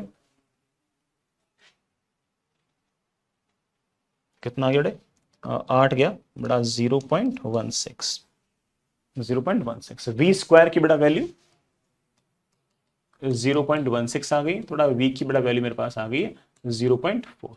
बेटा वी की जो वैल्यू है उसे n/10 लिखना है, तो n/10 लिख दिया, n की बेटा वैल्यू कितनी आ गई, 10 ऊपर गया तो 4 आ गई। ठीक है, तो सिंपल सा बेटा ऐसे अपन को थोड़ा सा जुगाड़ लगाना था, इजी सवाल था। चलिए बेटा, मेरे ख्याल से एक बार की मैं इतना ही सवाल कराता हूँ, 2-3 साल बेटा फ्री बच गए, तो जब भी मेरे को टाइम मिलेगा तो मैं 2-3 सवाल भी करके बेटा बाद में इसके आगे लगाता हूँ। ठीक है, मतलब एक अलग से डाल दूंगा। ठीक, ठीक है। आपके बेटा मन में कोई शंका हो, कोई बात हो, आपको कोई और रिक्वायरमेंट हो तो प्लीज बताइएगा। I will try to complete all the important chapters before your advanced exam. ठीक है, तो चलिए पढ़ाई करते रहना, ऑल द बेस्ट।